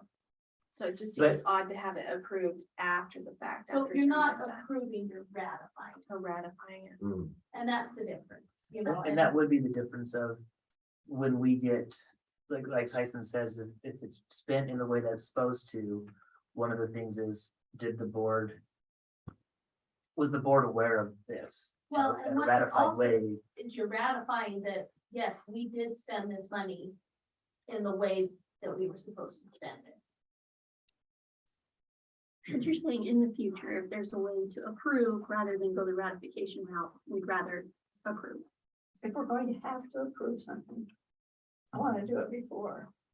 Rather than after, will be some times with, because by then it's too late. It doesn't even matter whether we approve it or not. and I think we're gonna see the same thing when we get to the CSI up expenditures. Like, the CSI up expenditures were one where the SWIP is a plan that had to be approved by the state. They already went through and we said, this is where we're gonna spend this money at. Then they have then as we're looking to say, where are we at with our balance? This is the timeline to have it spent. Like, if we were really gonna do that, then we would have to have a special meeting. I would have called you guys and said, I need to have you guys come in on September 20th. And we end up having 2 or 3 different meetings. Because you're gonna say, well, what if I wanted to say no on that? I can't really say no on the CSI up, or I can't say no to this if I wanted to say no with it. I can see what you're saying. Yeah. But part of it comes to the governance of this body is it kind of goes back and forth between you hire a superintendent, you hire a business manager to make sure we're following these rules. But at the same time, we need to come to you and say, this is what we did with this law. And that's where a ratification, I think, in this situation, that's what we were anticipating, that a ratification would make sense in this. I don't need to come to a board and say, this is what the law says, and this is the only way that we really could use it. What do you guys think? Because if we don't spend this money, We don't get it. we don't get it. If it wasn't so specific, it would be more of an approval type. than an Exactly, application. than a ratification. That's why I felt like this one fell into a ratification, but a ratification is still an important step for the board to see, because it just, you're able to say, this is what the law is. Yes, this is what my superintendent and business manager are doing. And so that's a good question. I think it's a fair conversation to have. And I could, I could go back and look at this and say, well, maybe we should just discuss this first. There wasn't a rush on this one. We could have waited. But part of it was, we have the money here, let's get it in and get it out and not have to worry about it, where we are still worrying about bonds. We're still worrying about an upcoming I levy. guess in my mind, I was thinking it would have been nice to get it out in December. Yeah. And I'll say this, I know it's live, the only thing that I would worry about that is we're only giving it to teachers. And so you could see that we're darned if we do, darned if we don't on that one. Yes, sure. Because then you're saying, hey, here's your Christmas bonus. Mhm. Everybody sees it as a Christmas bonus, But it's only 2. but it's only Yeah. 2 But teachers. not everybody gets it. Yeah. So okay. that was one thing that I had thought about as well, and I think, well, would we get into, be nice to say, here's your $50 gift card, and if that's what we want to do again, and here's your $1,500, that Right. does create a. Plus you get the gift card too. And the gift card and the 1,500. But those are the different things that we look at. And I know that, like I said, some districts, they go in, they try to say, let's get everybody to get this. There's not a right or wrong. at my superintendent meeting, we had this discussion. And there were about half the schools that were like, we're gonna do it exactly like this one says. Others said, let's do this, pay out these people exactly how it says, but then let's take this other federal fund and spread it out to everybody. I think that limits us. I think when we get to the end of the federal monies, and if we have a time crunch, then I think we could disperse stuff out if we needed to, but. So good question, good question.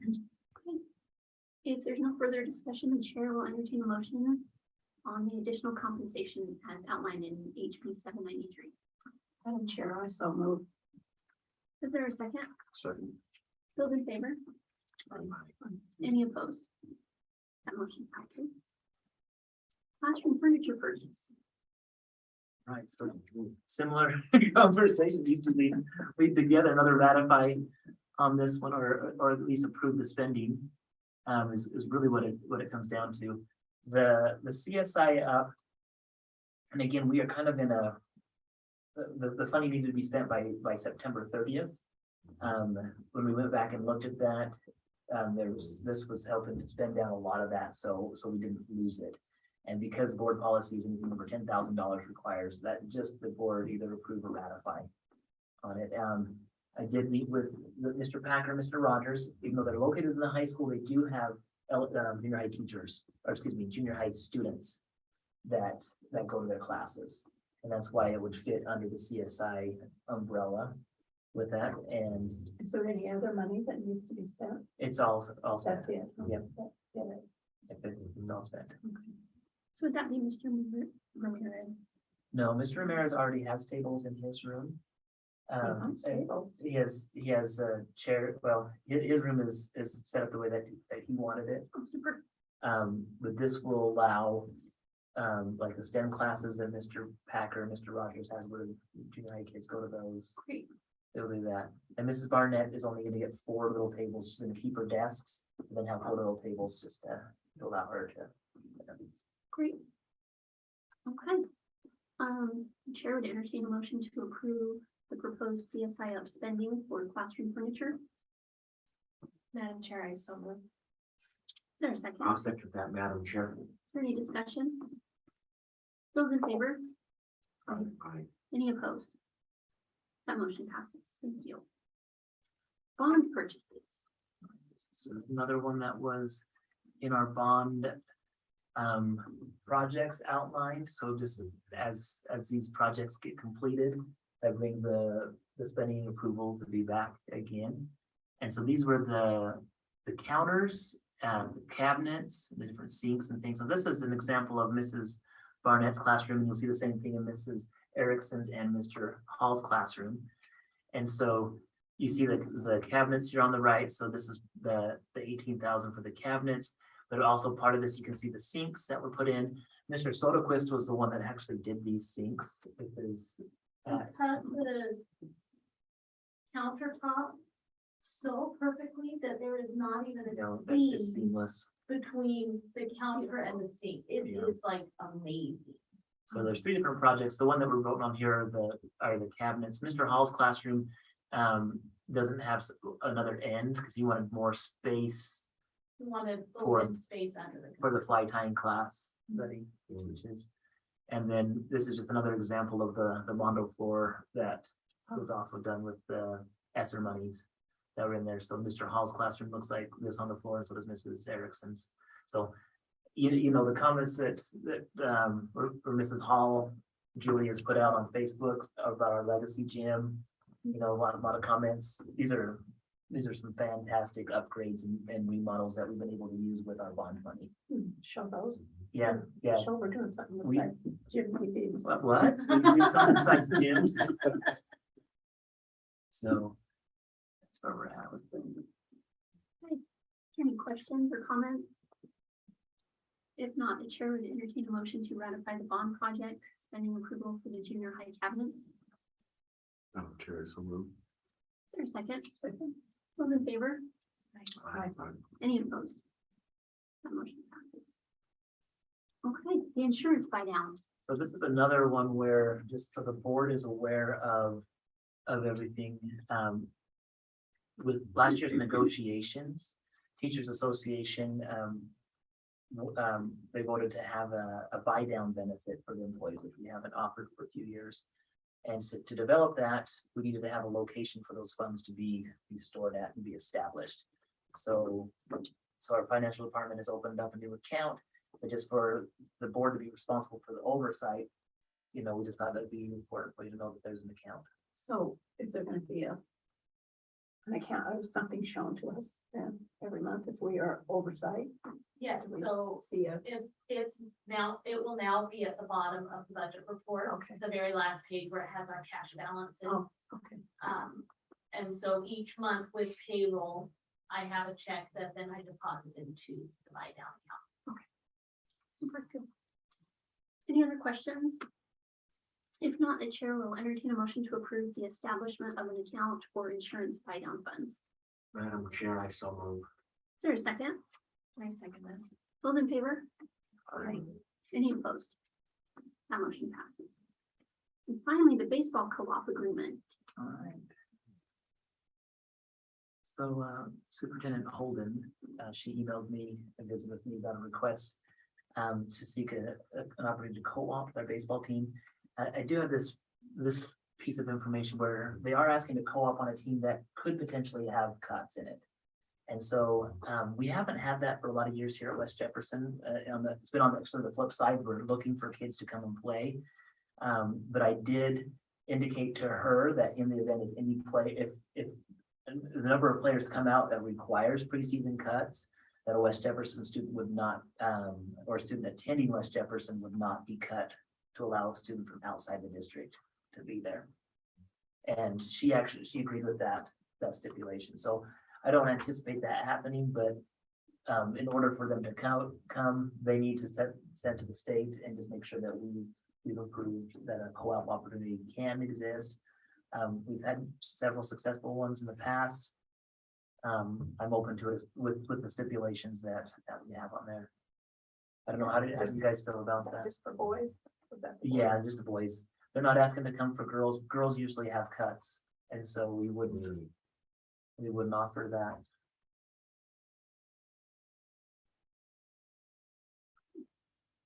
Any questions or comments? So does the Idaho High School Athletics Association has to approve this? Yeah, so first it goes through our boards and then they send a request to the IHSAA and then they vote on that there. But usually once both of the local boards agree to it, then they. Yeah, go with it. this happens quite a bit.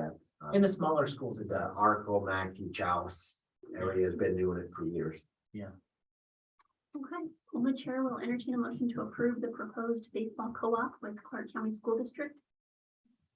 Madam Chair, I so move. Is there a second? I second that. Those in favor? Aye. Any opposed? That motion passes. Okay, for discussion, we've had a couple of safety webinars. We do have a couple of safety orders.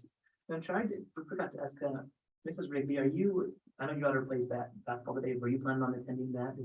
Okay. I just wanted to give you the chance to pick which discussion What item we talked about. you wanted to hit first if you had to leave for that. Please. Okay. If not, then I will, we can just go down the order. So safety webinar.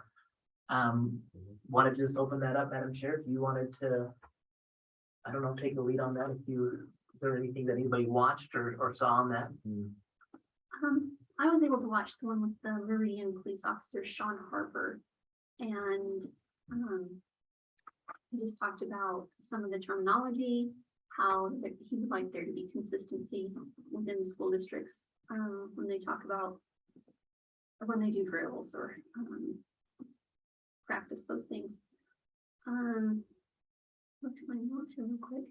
On the spot. Well, I get put on the spot the whole time. I need to drink some water. Cheers. The biggest thing was, right now schools use the move, secure, defend. And he recommends that, or Run, run, hide, hide, fight, and he recommends that we switch to move, secure, defend. So, they mean the same thing, but, Yeah, I do think there's, as long as the schools are consistent, right, because here's one thing that I've seen, where was this police officer at? Meridian. I think as long as you're familiar with your regional police department, I think that's gonna be the biggest thing. And he mentioned that some keys to success, communication, standardized parent community messaging, making sure that that's timely and accurate. He recommended handheld radios, especially for those working outside with our new communication system.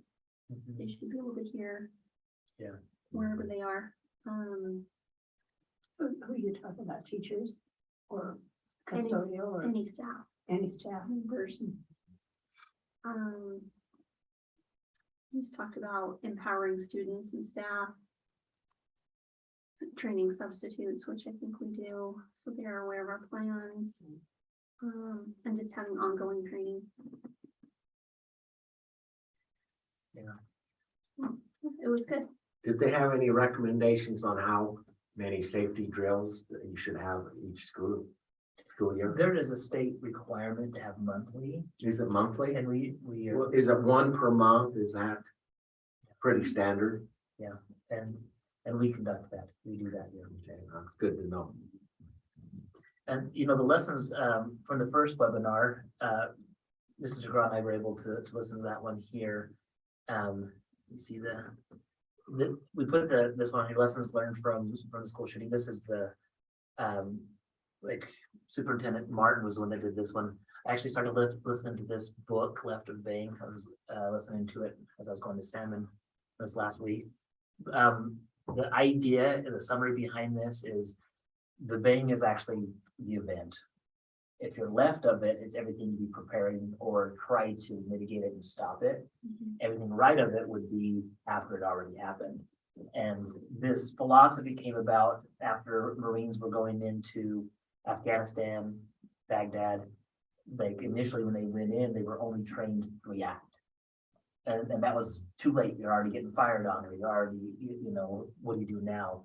And they said that some people have this innate sense to like recognize things. And they said there's ways that you can teach people to do that. And in a school setting, what I really think that is are we recognizing something that's out of order? Are we recognizing something that's just not fit? Is there somebody that shouldn't be here? Those types of things first.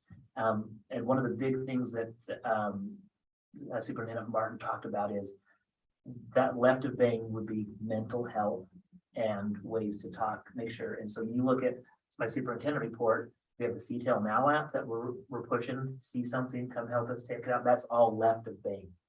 You have the suicide prevention, and suicide is different than like a school shooting, but at the same time, the second gun that was brought to their school district was an attempted suicide at school. Excuse me, I wasn't really emotional about that. But those are the types of things that are left of bang if you can have that in place. A lot of this that he talked about, get past with the REACT, there's an ALICE acronym. I can't remember exactly what that is, but there are trainings and train the trainer ones, and I looked at that, and I want to explore either myself going to an ALICE training to become a train the trainer to make sure I come back, and that would allow us to use similar to what Jefferson School District is using. Not because we want to copy Jefferson, but we share the police department and sheriff department. It would make sense for us to do what is similar there, and I've had similar conversations with Riley's superintendent where we have similar, their situation is different because there's part Bonneville, part Jefferson. We're fortunate to be able to have everybody in Jefferson. So, Mr. Williams, the ALICE acronym is alert, lockdown, inform, counter, and evacuate. Yeah, so you can see there are different acronyms on that. He felt like that was the thing that they want to follow in theirs. And so, you know, as we have our safety discussions and look at that, I do feel like being left of bang where we have Mr. DeGraw, who's a clinical mental health clinician as a counselor at our district. You know, we're doing a lot of things to make sure that we're prepared. When you look at right of bang, what are some of the things that we've worked on? one of the things that the Jefferson School District brought up in the different trainings is having medical kits available, like a stop the bleed kit, trauma kit. I know it sounds like a lot, but when you look at the Texas shooting, one of the reasons that the loss of life was so great was they didn't have the medical help available there to help stop bleeding. So people weren't able to survive wounds. Again, that's right of thing, but those are things that we can still work on. So we just want to make sure that we're having a plan on both sides of it. It's not just how do you do it after, and that's the one thing. If you look and say, well, why don't we have more people carrying guns here? Let's get a policy and get guns into our hands. That's a right of bang. I don't think it's completely a left of bang. Maybe you can say it will discourage people from coming, but that's not usually the case. If somebody wants to go after a target, it's not because they do not have guns, it's because of other things. So I thought this was really good to go through. Mrs. DeGraw and I sat down afterwards and made I think the areas that we can strengthen on is having a media plan in place, but that would be a right of thing. I really like, Jefferson said, be prepared because they had invites to go on every single national TV show, and they just said, this is our community, we want our community to heal. This has nothing to do with everybody else, and so they didn't feed into all of that. And He said, use the media, don't let them use you. And here's we talked about reunification because we have practiced our reunification, but he says no matter what, it will be chaotic. Regardless of how many times you plan it, because it just says have a base plan, which we do in our district, and do your very best to execute it. The recovery, again, we talked about mental health needs, weathering the public relations storm, so the changes that they've made that are left of Bang, they've added an additional resource officer. You can just see the safety and security audit, multidisciplinary threat assessment team. These are things that were talked about in the summer training that I went to at Jefferson with our other administrators. But those are things that they've done. Mental health focus and conversations, adjustments to reunification and lockdown procedures have been the right of thing with that. So, but that's that was a really good safety webinar series. I think ISBA is really good to have that on. But I do feel like having these open conversations, our patrons do need to know that, yes, we do take this very seriously, but we can't do it, like you can't let the schools do it alone. Because you look at, even with any of them, even in Jefferson, after the fact, they're like, yeah, we noticed something was off with this student before it happened. And there were people that knew certain things, but it wasn't like the school, it was friends and, maybe some parents. And so we just got to make sure that we're aware of that. So the teachers, have they watched this? The teachers haven't watched this one. They have not. But where we're at with our teachers, as we're with the mental health, making sure that we're there to be left of Bang with our teachers. They'll be working on how do I make sure kids are okay. Those are the types of things that we need to make sure that we're seeing. The CTEL now app, if kids, like, what are some of the reasons that kids have brought guns? Partly, it could be because they feel like they're bullied. It could be a boyfriend, girlfriend, situation where, those are the types of things that we just need to be aware of and hear the different things on that.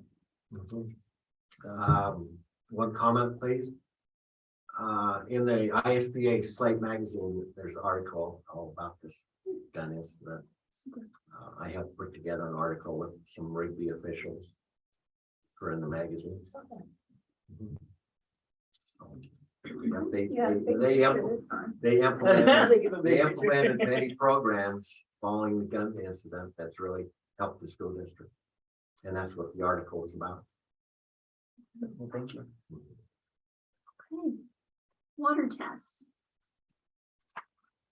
So with the water test, there was a question that came out on, the finances. Our water tests usually each month are about, what were they? $56. $56.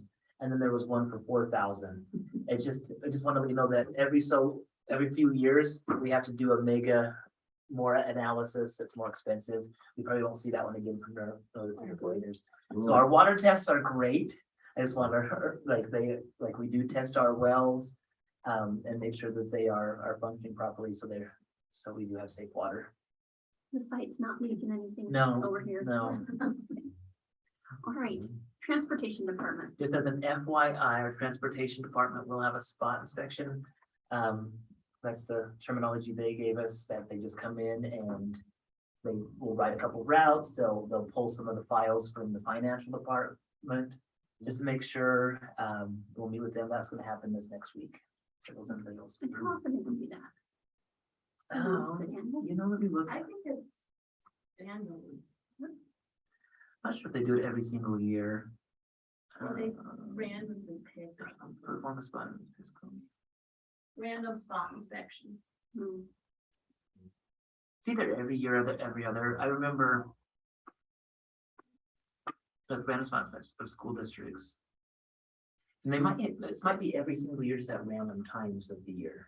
Okay. Is what they do. I know Mr. Pincock does a great job with, working. I've had different conversations with Mr. Sorensen. When we have questions, we reach out and it's been great. Great. Okay. Idaho code on dyslexia requirements. All right, so this is, have you ever heard the acronym build the airplane as it's flying? Have you ever heard that before? No. You ever heard that? No. Gotta build this airplane as we're in the air. That's, so Idaho Code 33-1811 passed this last legislative session, and it is around dyslexia requirements. So when this became law, I'll just pull this up and say the different requirements here in this. So in the number 2 talks about having to have trying to make sure it's not tests, but it's going to be screeners. What is the difference between a screener and a test? So they want us to have screen students for dyslexic tendencies is what they want to happen. This really isn't a bad thing. It's really hard when you have a legislative body make a law and make a rule without Knowing anything about it. well, I think they had input from knowledgeable people, but when you're doing it at a level for everybody, how do you push it down? So what happens is the legislature made this law, and then they say, State Department and State Board, you guys figure out the details, and then you guys tell the schools. So right now, one department is building an airplane and the other one's building a boat. It's one of those types of shows right now, because so what we're doing as a district, and what I've met with Mr. Johnson to look at this, we are going to do all we can to interpret this law and follow this law. The state does have a lot of guidance with it, but it's kind of hit and miss. So like right now it says starting in the 2022-23 school year, we are going to do a screener for all students. One of those screeners is the IRI, which we already give. And then if the students score at a certain level, they want us to do another screener. And then those that don't pass that, do another screener, but it doesn't tell us what they are.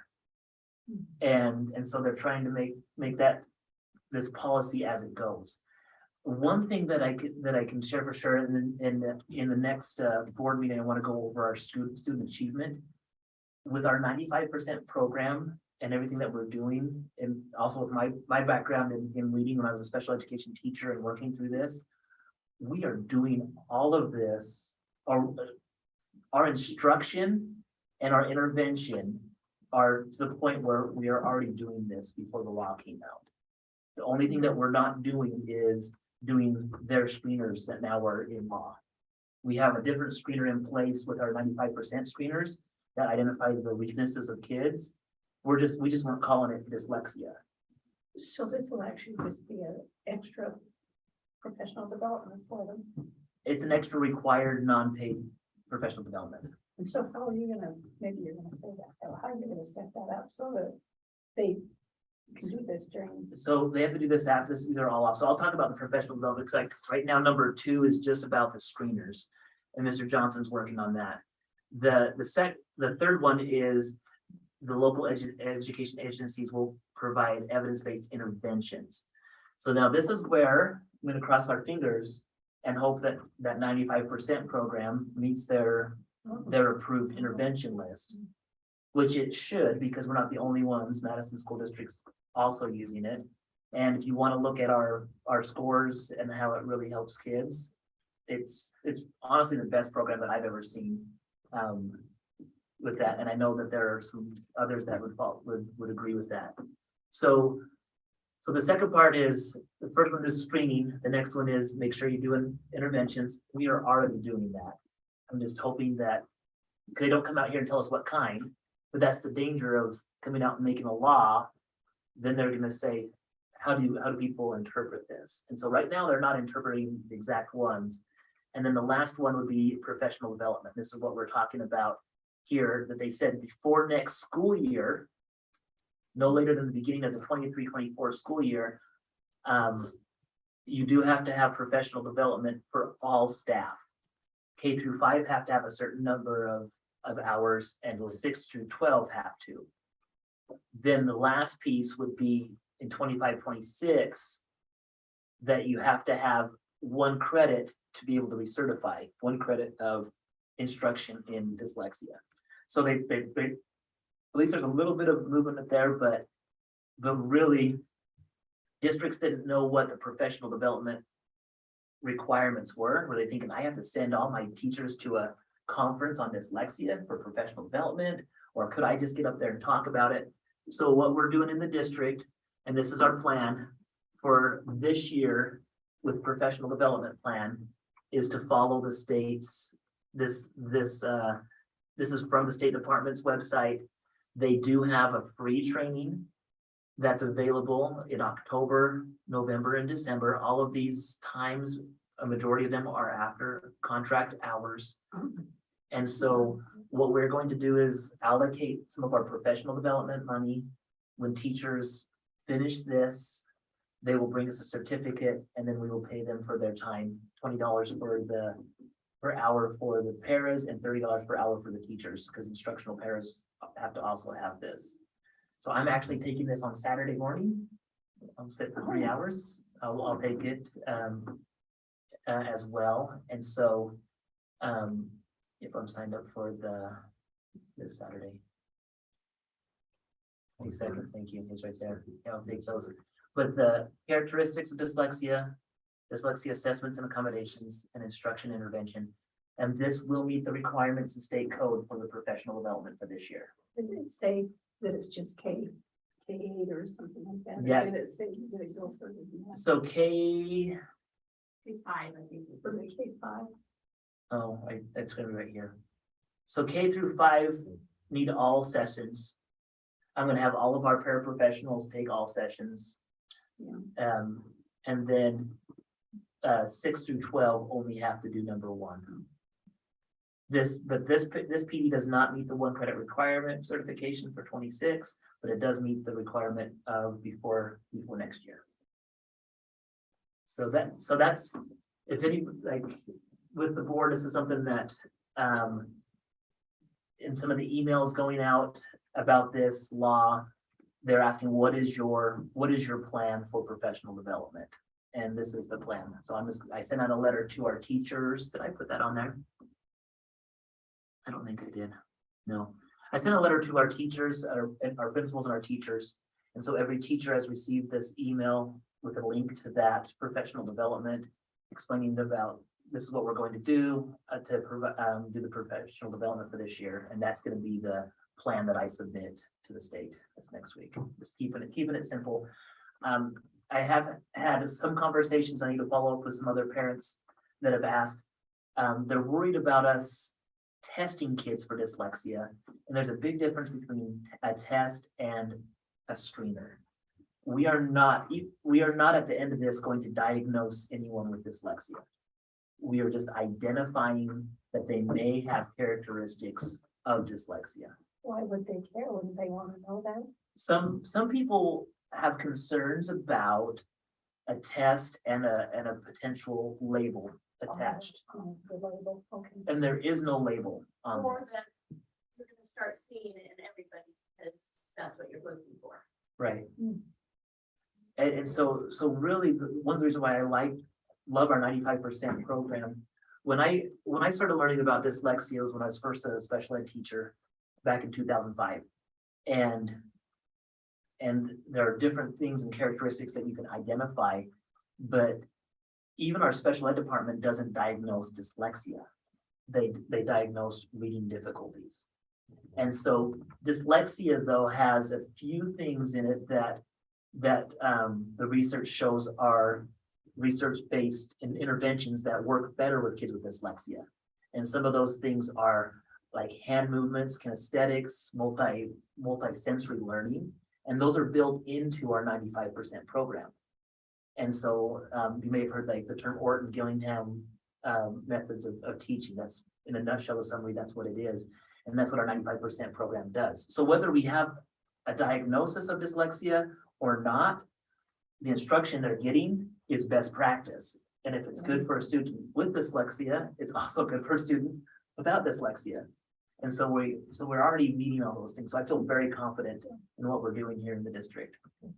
So I just wanted to make sure that the school board had a chance to go over this, that it was presented to the school board and see that. Sounds good. All right, bond project update. All right, Our this spreadsheet did did not, not get on there, you don't put it on. yeah, could you get that there? You guys have a handout. Yeah.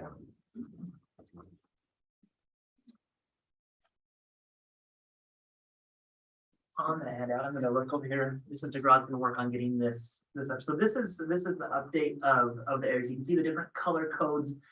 The color code is what we had anticipated and budgeted. These have moved just a little bit over the last different times, like just to make sure that we're hitting the budget. So general building right now, we have earmarked about 250,000. And you can see in the little blue part right across that we have spent 119, which means that area, we still have 130,000 that could go towards general building allocation. Does that make sense? Yeah. What you're looking at? Yeah. So as we look at all the different the roof projects, I did make that 356, and just to make sure that we're within budget, was 350, but then we had another 9,000 that came in for flashing.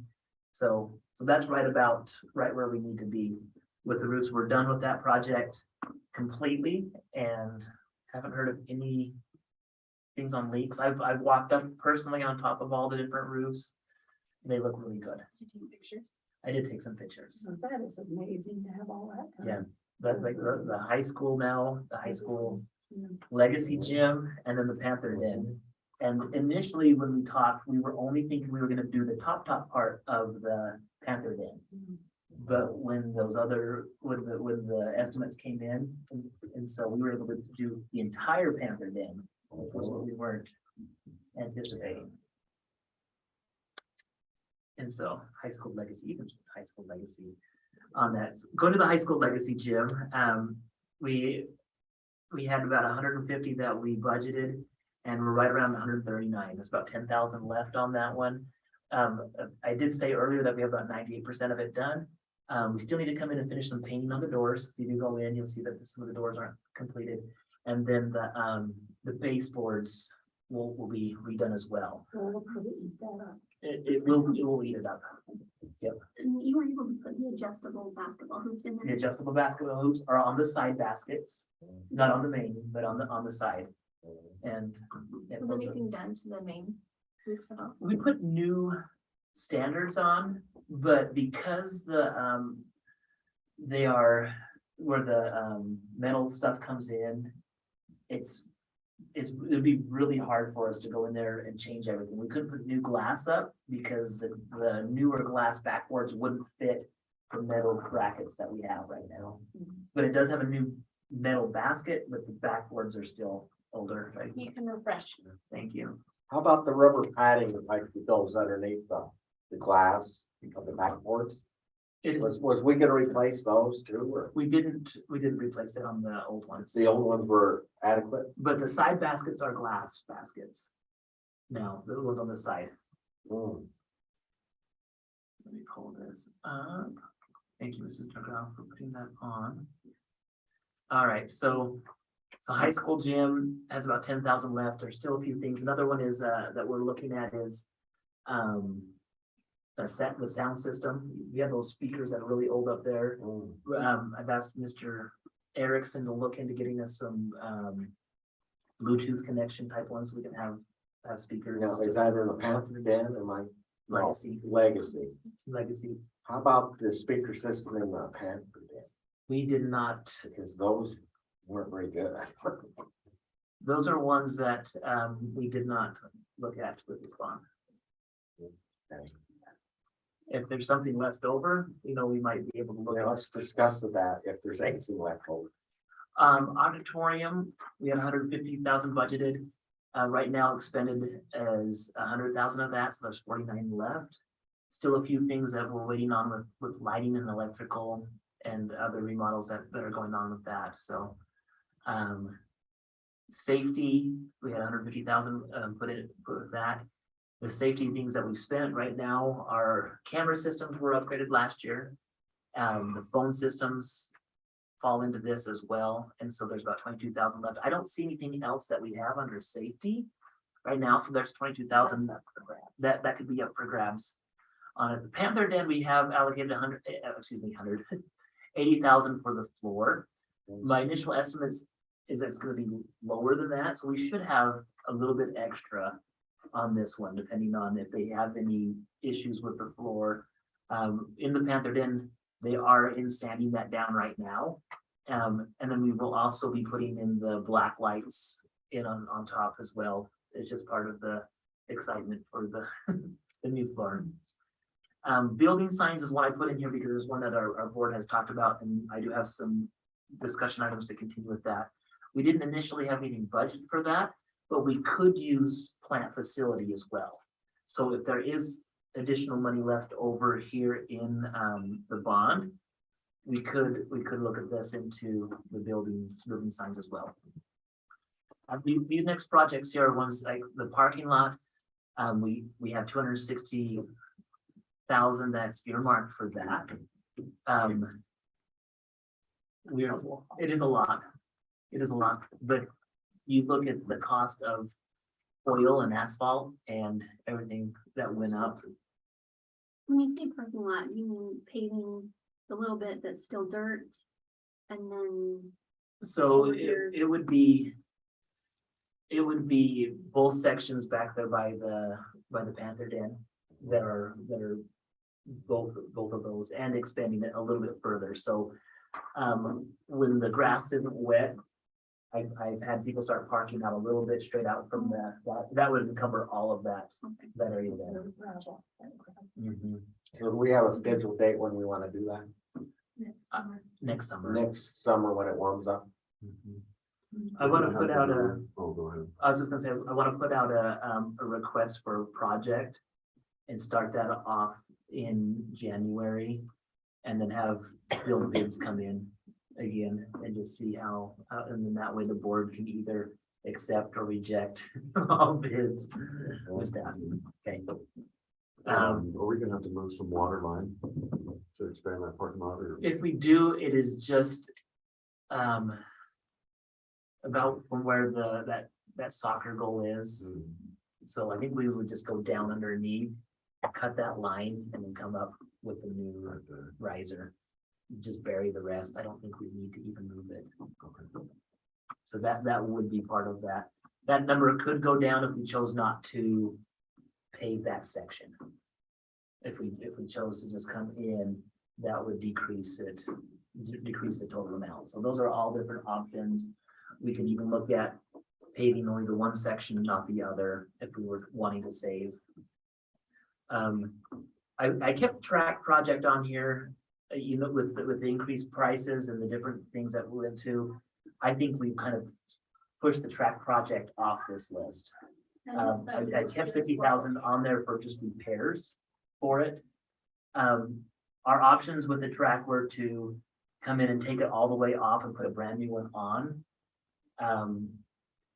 Really, when it comes down to it, our track is still usable, but both our track and our football field, they are on their last legs, both of them.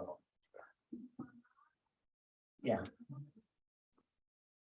So it's gonna be the discussion I'm gonna have during PAW meetings and say, what do we want to do with this? And, you know, we can explore grants and different things to see, I know maybe you'd have grants on their turf field.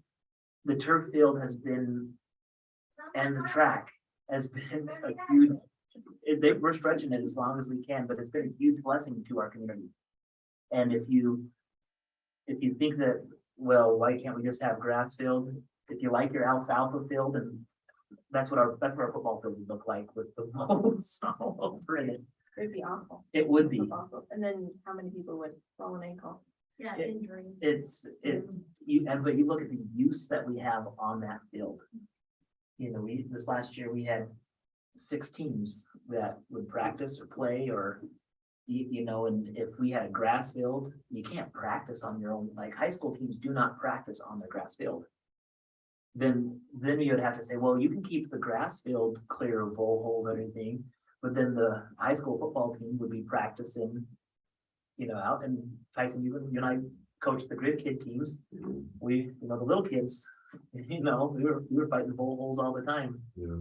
on that. But I hear you, Nedra, like the Oh. track and the, I'm just scared about it. I don't not want it. I want it to stay there where it is, but I'm afraid about asking.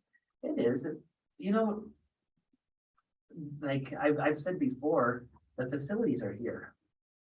Our job is to try to take care of them. I know I'm speaking to people that are like, yeah, I can see that. I don't know any other options, like if, you know, we could look at trying to build up or save or ask for donations or different things. But It's not a bad idea. to at least offset it a little bit, I mean, we had a donations from us. Well, yeah. But at the same time, you know, the donations also come through tax money too. So some of the same people that are, you know, the same people that are gonna come in and donate to help something out, usually are the same ones that are going to vote in favor of facilities. It's just that much less to ask for. if you Yeah. have Some donations. You know, we'll look and see if is there anybody that is willing to sponsor something like that. You know, or I put their company logo on the field for 25 years. You know that, yeah, that's a good idea. there's, you know, we had the financial audit, we need to go Yes. get 4 different Volunteer board. banks. There you go. Yeah. All the different banks we work with, but, well, I think we're looking into it. but, because- yeah, Because we've got to ask for a bond. we do. Another, you know, So with the track project, this money could be up for grabs for other things. That's one thing, whereas, you know, I do think we need to save a little bit to go out and patch some things up and fix some different things, but that would be one that could be up for grabs, building signs. And then Headwaters, this was what we anticipated initially, but part of the contract with them was a percentage of the different projects that they worked with us on. They've worked with us on very, very few of our projects. And that happened after we were able to hire Mr. Erickson. That kind of went away just because he was able, with his expertise, to be able to handle a lot of different things. And so I anticipate that to go down when I visit with them.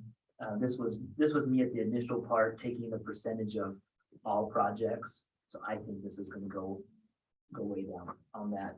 They've been pretty good with that. Yeah, they've been helpful on some of those. I'll be reaching out to them again when I start looking into the parking lot project. Again, just to make sure that they're helping with some of that. But they've been a great resource. I do think it's also gonna be a good relationship to have when we start the next bond process. And so it hasn't been in vain. And like I said, if it would have, where we were at exactly a year ago at this time, we didn't have Mr. Erickson working. It was just Mr. Soderquist and Mr. McAnally. And if that was the only thing, there's no way our maintenance staff have been able to accomplish what we need to do without the help of a construction manager. So that's it's amazing how much changes in a year, Right? you know, a year ago at this time. So that's the bond update. I just wanted to bring that up. Is there any other thoughts or questions on any of the bond projects? Oh, Oh, go ahead. I was hoping we could paint this building Ooh, this one? outside, not inside. Outside, to change the looks of it a little bit more. I know the sign looks great, but, And those can be changed and we can talk about that, but I'm just wondering how much would that cost? Is it Well, would be to nice? paint, we would have to repair the stucco first. I know, sounds so. I'm worried about that too. I get it. We don't want it to look well, bad, but you know, they painted my house for 3,000. That's huge. are you stucco? Field trip to Nedra's house, let's go check it out. Nice. That's something we can ask maintenance to look into as Yeah. soon as they're done with the tail end of these big projects they're working on. It'd take away that, help take away more Mhm. other look and change people's minds about what the What color. color, can I ask what Yeah, color? what it is? color were you thinking? Mine is a kind of a beige. I think we do blue. Just kidding, I don't know. Well, you know, that picture looked kind of light blue Oh, yeah. when the picture was taken, and I thought, oh, light blue, that looks so nice. Yeah. I don't know. I don't either. Panther colors. Panther colors. I would disagree. I was almost, if I had to choose between making sure that we had facilities like a track and a, you know, You'd rather have that. I'd rather have that. I would put district I was- office on the one. How much could that cost? I don't know. That's always. We can't say $1 million question anymore because of inflation. That's the $2 million, $2 million question. But I and wonder if you could be a ballpark on fixing the stucco and. you know, I did ask the company that did our roof. One of their side companies had that, and I can't remember. They left us a brochure, but we didn't really look at it that much because it wasn't Really on the really radar. on the radar. Yeah. If we go back to general building, Mhm. what did that cover? So the general building would be all of your classroom remodels. Okay. So that would be our drop ceilings that we had, the painting that went on it and hammered, not the carpet, but the painting there.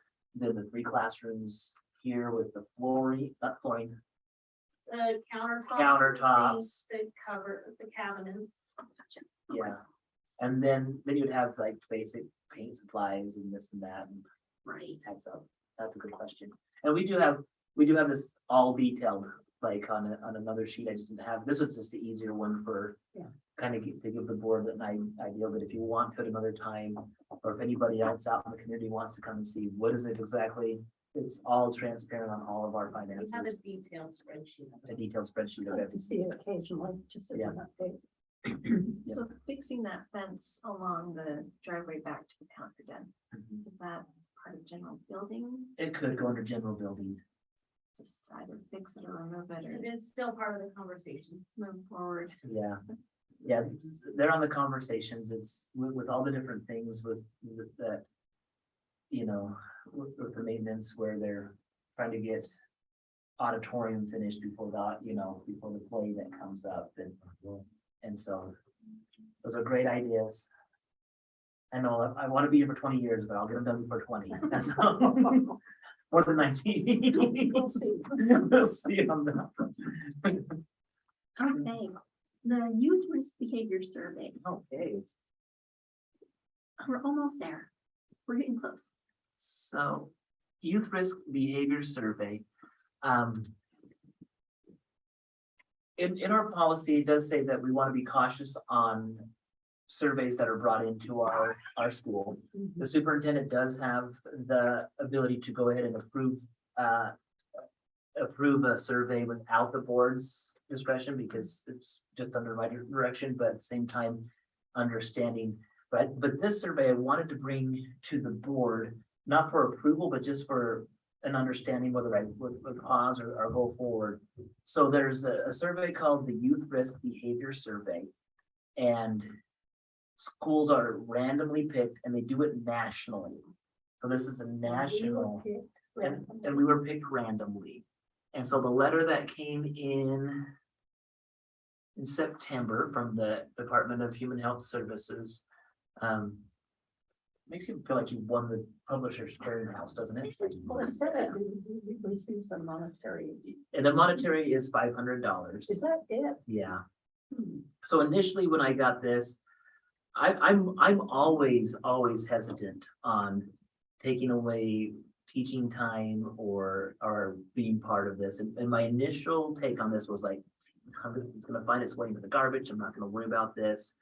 And then when they did send the packet, there was a packet of 125 questions. And in my mind, I'm going, there's no way. We're not gonna do this with 125 questions. And then I read through some of those and I'm like, I don't want these questions being asked to students. And so the person, I don't know if it has her name here, probably it was Kathleen. We called and had a conversation with her and I shared with her all of my concerns. I said, I want to save my instructional time. How is this going to work? I don't want to take a lot of time off administrators. And she explained that the test that they give them, because I said 125 questions is way too much. She said they do not give all 125 questions.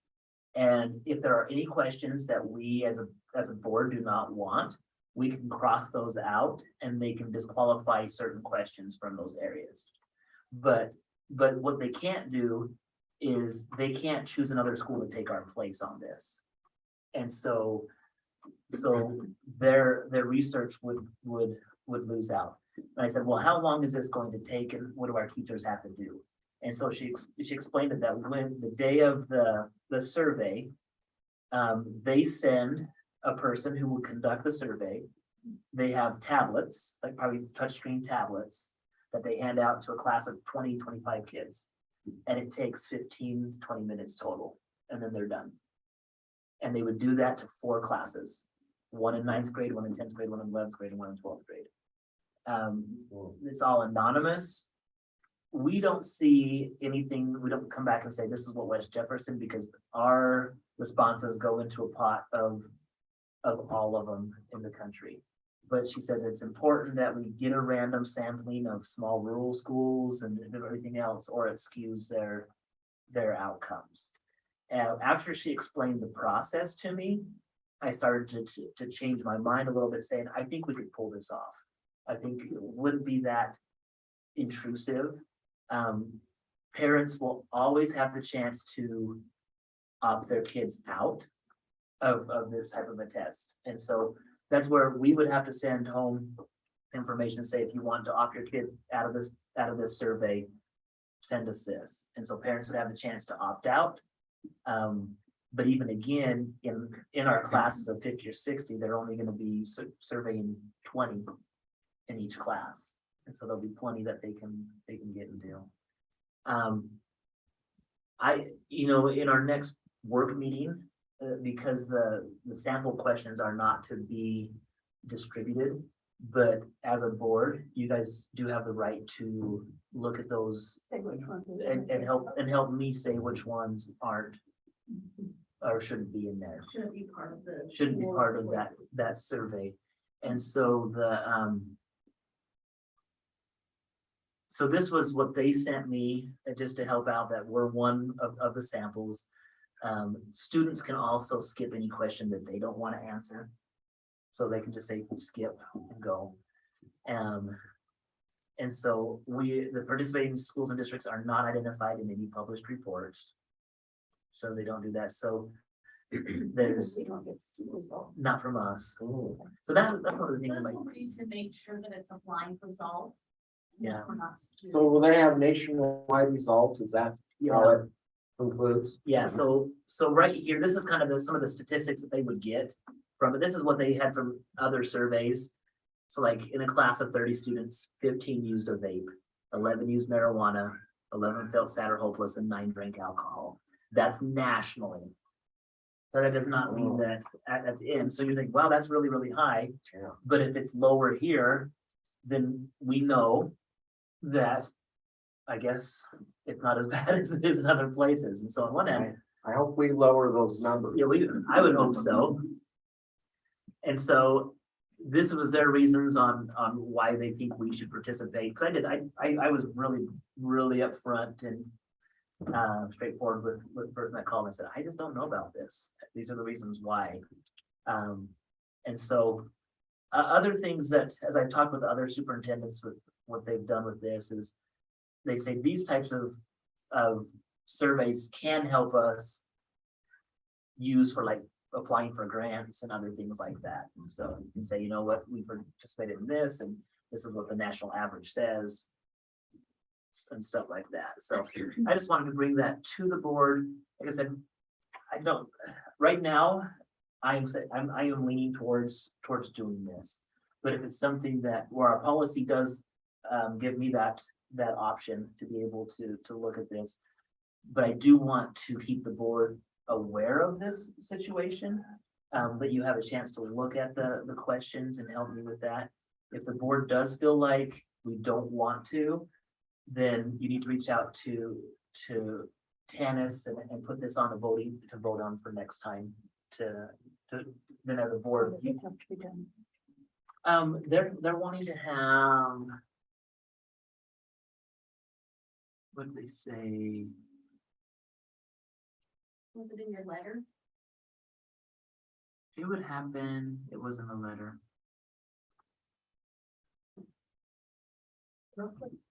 Roughly, January, or no, February. Oh, okay. We have time. See, I got one ahead of. Got one ahead of time. So yeah, so that's what it would be. So, any questions on this? It would be good to look at the questions at our work meeting to see what they're asking. I don't know that we can look at it in a work meeting if we're not allowed to publish the questions.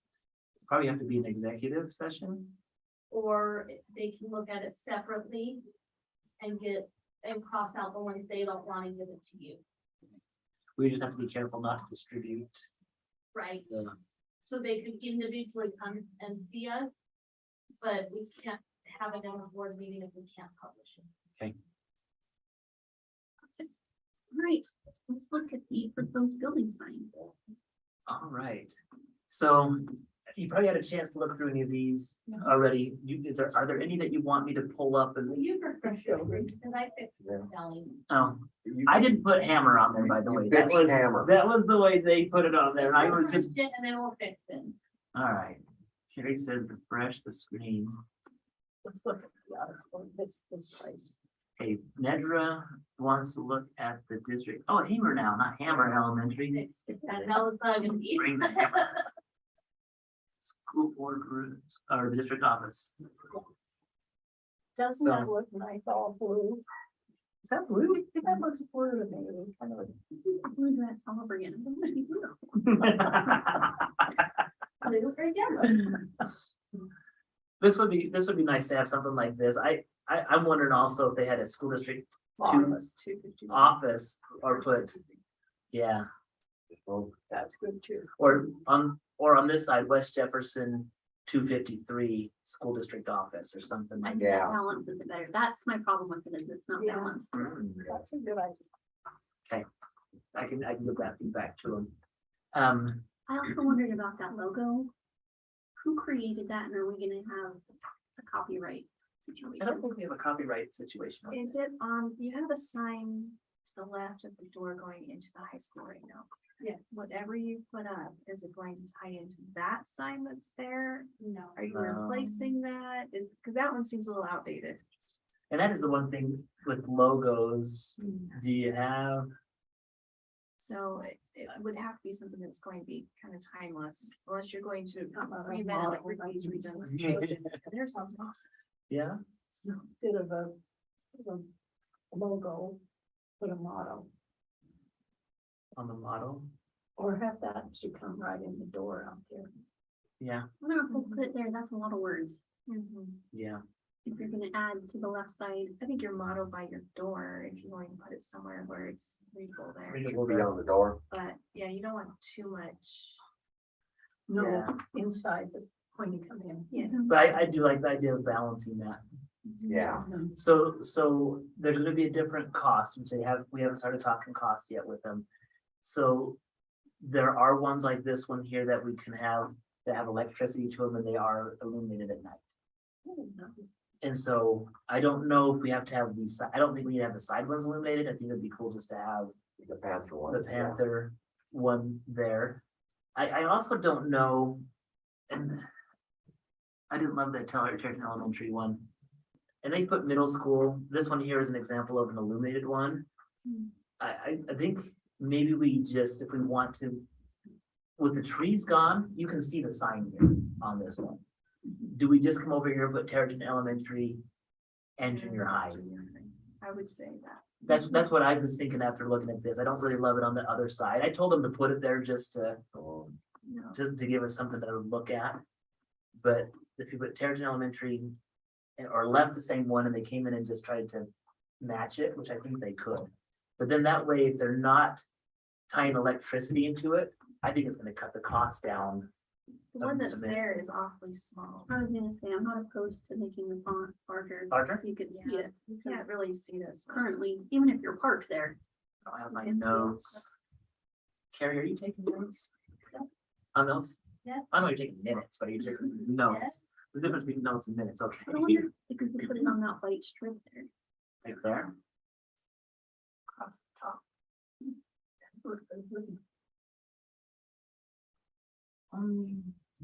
Yeah, we could explore that. See if they stand out better. So what's there now is the black. Yeah. And it doesn't We can, stand out, but it doesn't stand out because it's quite small. That's a good idea. well, I think it looked better in the middle. junior high instead of. Middle school. Okay, Does it run into anything? Is there something you have that five poles or a light? I think that's I think that's a horn. Yeah, I think that's a horn. Those are good thoughts on that one. Let's jump to hammer. Ordinary, just like it does. Ooh, that's pretty. So that one there would be one that's illuminated. What if that was by the door? Oh, by the door right there. Yeah, Yeah. right there. Hard part is that that's not the main entrance. Oh, it's not. No, the main This entrance is the is one over that I here. like. Yeah, Or even in the middle. see, they didn't, oh, hold on. It's right behind the flag. So this is the one they have right now. Isn't it? Yeah. And so that's why I'm wondering, do we need to change it? Like, that's other Looks business. pretty good. It's not. Looks bigger than what you have there on the elementary. It is, and maybe we just have a larger one here. That one's fine if that's how it is. That's how it is. Yeah, Looks good. so I think that they're the ones that I forgot. Or after the fact, thought would be good is, we didn't ask them to go to the transportation department. That building really could use a sign. No. So Chapeltorium, this is an interior one. This was some ideas that they do in there. One of the thoughts after seeing this, if we do turn this into like a meeting room or a place where people might want to have receptions and things, do we really want it branded completely, or do we do enough branding by doing it on the outside, maybe in the hallways with that? So that was just a thought with this one. I really did like the boardroom idea. So these are not just vinyl, they're actually thick, how do you say it? It's a thicker material. It's a thicker material. But I'm Well, not that's just- sure I want everything to refer to sports. WJSD, is that sport? No, your paws. Well, that's just part of our logo, Isn't that part of the our logo? mascot. You got a panther out on front, he's got I know, paws. everywhere you look. So you don't like the pause, Deborah? Oh, this is a dignified, this is the board room. I like the stuff on the back wall. I was thinking Yeah. our mom. I'd rather have it on the back wall than on the wood. Where did you just said the WJSD, pictures of the board chair, superintendent. and vice- Do you like that color blue, or would you go with the darker blue? like what Darker. you have in It's a the- little darker. I'd go I like darker. the darker blue that's nice. Yeah, I'd go darker as well. I would like to see our motto somewhere. Yes. In here. Our purposes. Maybe instead of the pause, put the model. I think the motto would have to go on the back here on this. Are you talking right there, really? Yeah, take the pause off and put the model somewhere. School, yeah. Motto here would be great. Yeah, We have a pause on one side. the I don't like on the- other. So here's the one I do like. I like the pause in the WJSD on the background here. I don't love the pause on the white side. Isn't it interesting how everybody has different things they like? Mm. It is. Do you regret showing us this? No. No way. Carrie, do you regret being in that picture? Yes. Ever and ever, I'll be there. so we in agreement, to take the pause off and put like the model. Yep. On the back. Yeah, and I think the blue needs to be a darker blue. It needs to be navy. I think you gotta Or- stay coordinated. Yeah. I don't think you want I so many. Like, this was a rough one. I think they just came up and went blue on that. So let's go Panther Den. They gave a couple of ideas. That's cool, but I didn't like it. That's one I don't. I don't like that, but I did like it down here. It sort of reminds you of the Delta Center, doesn't it? I mean, it's Yeah. that big of a name, it just gives you big What about- ideas. What about this part? Tanner? I prefer to have it like the bottom picture instead of that massive. So it still says to the Signage on right, top. West Jefferson Panthers. Panthers. So what, leave that in, Andrea? I think it's better above the doors. I don't like it on the big. Like right here, this is the one I like as well. And I don't think we need to have it. I don't think we have to have this in electronic. I think it can just be. be the dark blue. Well, we have lights right there, don't we? Yeah, It's the one place where you do need. a lot of- on this one, this is where I, Everybody goes at night to these. But it has lights underneath that shine. Where? down. Under that overhang, there's lights. There's. always know. Take care of this. I can help. I'm really good with this. You're in a light here. That shines down, Yeah. like down on the doors, Carrie. In the doorway. I think that. Yeah, I like that one. The high school, this one would. Like, this one would be really expensive, this top one. Just because So many letters. you like that better than, So good. But it looks great. It does. Could Well- you just have it in white, not lit up, just white letters? well, I was gonna ask Dean, maybe, what if we put some spotlights down there that's shown up there on it? From this picture, the silver at the top of the roof. Probably- Yeah, this looks Terrible. awful. So you said that's gonna be painted and changed, It's either gonna be buffed out or replaced. The thing about the Well, bottom down. one is it doesn't tell you. So if it doesn't buff out, the metal's gonna be replaced. Yeah. Here, you know. It looks like there's parts of it that are missing Where in at? that metal. Oh, up Is it- here? No, No, down On this right one? there. like that. So, spot. Here's the weird part is that, I don't know what happened there. The trees came up right there Yeah. where they were at. And if that's something that was painted, like they came in and painted that for some reason, don't ask me. This was before my time. I was probably in high school when this was all happening. So that isn't metal pieces missing, it's just a different color Yeah, of the metal, it's- is that It's right? metal, so they're thinking they can buff it all out and even take some of that dark spot there is paint. And this part here is rubbing from the trees. Mhm. And because this is all, what do you call that type of metal? They're thinking they should be able to like buff it all out. That's what they're looking at. But I do not disagree. It looks bad. We need to. But doesn't it look really great with the trees gone? Yeah. Like now that the trees are gone and the Yeah. grass is back, So clean. like I see that all the time and good. So are we agreement that the upper picture, we want that and this just illuminate it with lights? Well, That's a great Or idea. does it need to be illuminated? I mean, do we need to put the cost into lighting it up at night? So it's- Or is it fine just? The other question is, could we do the not lighted and put spotlights on it? Well, that's what I'm saying.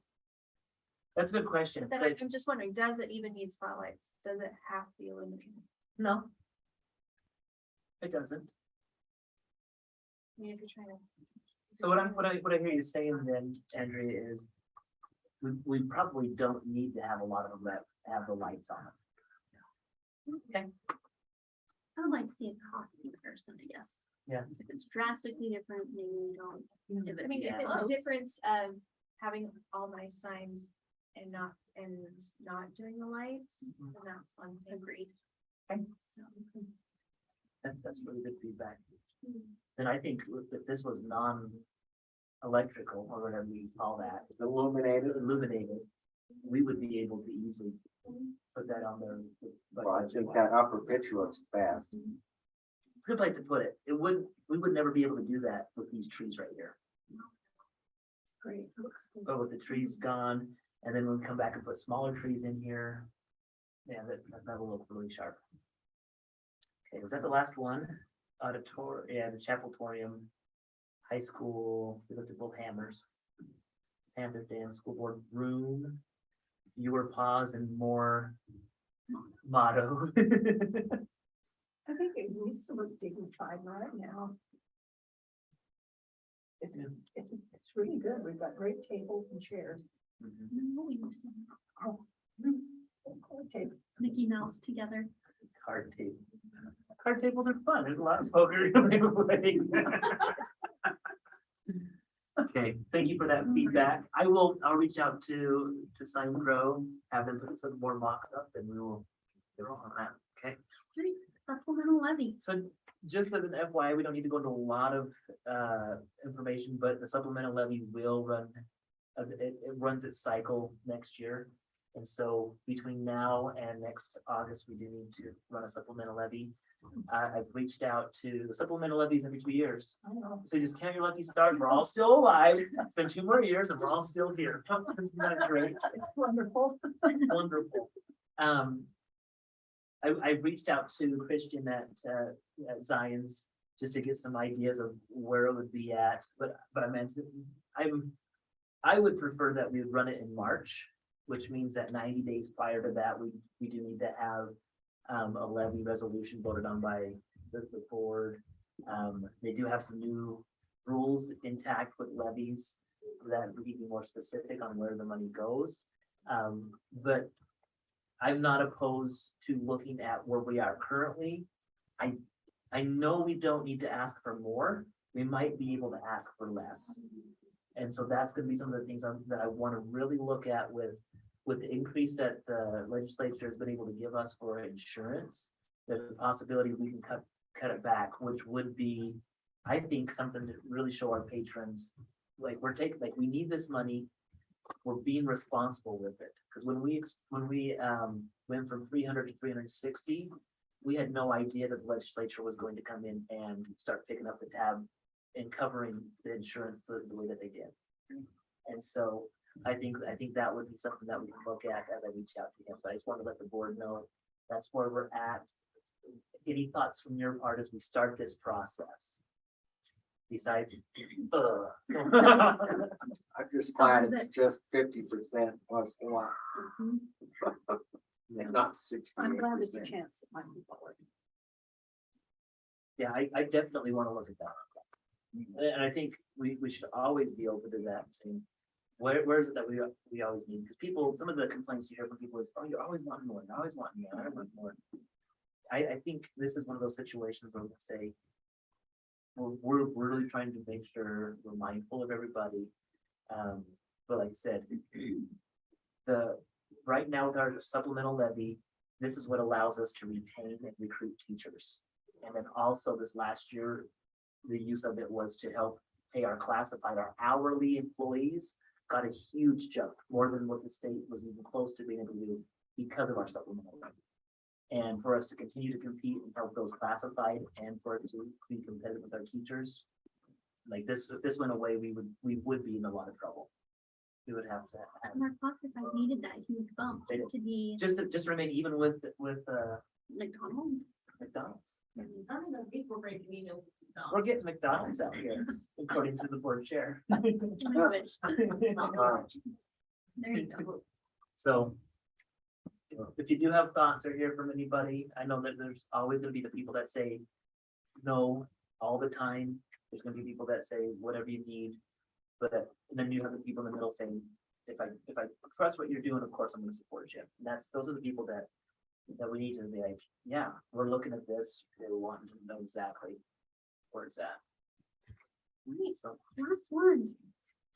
hey, are you guys up for doing turkeys and hams like we did 2 years ago, or do what we did last year with the gift cards? There's a gift cards more convenient. I think the turkeys are. That Yeah, would be very hard. yes, I think give the people gift cards so they can purchase what they want and. Gift Yeah. cards, I agree with you, really, and the turkeys are gonna be super hard, so. Yeah, plus they're big and bulky, there's a lot of labor to go get them and haul them around and distribute them. And I have chickens at my house, if you can't find a turkey, you really want it, Dennis, you can come. Chicken to dinner. Do it yourself situation. You would find something else on the menu. All right. Well, no further business on the agenda. The floor will be open for a motion to adjourn. Madam Chair, could I ask one question to Carrie, please, before we adjourn? Carrie, I reached out to Meek at the ISBA and I requested to her if she would send copies of the Slate, ISB Slate magazine to each of our school buildings. Do you know if our buildings got copies sent? I'm not sure. I can follow up on that. Okay, I hope they're sent because they have, the Slate magazine has good articles in it for teachers to read. So I was just wanting to get copies for each of our buildings. So thank you, Madam Chair. All right. The floor will be open for a motion to adjourn. Is Madam Chair, there a second? Second. Those in favor? Aye. Any opposed? A motion passes. We're adjourned. Thank you.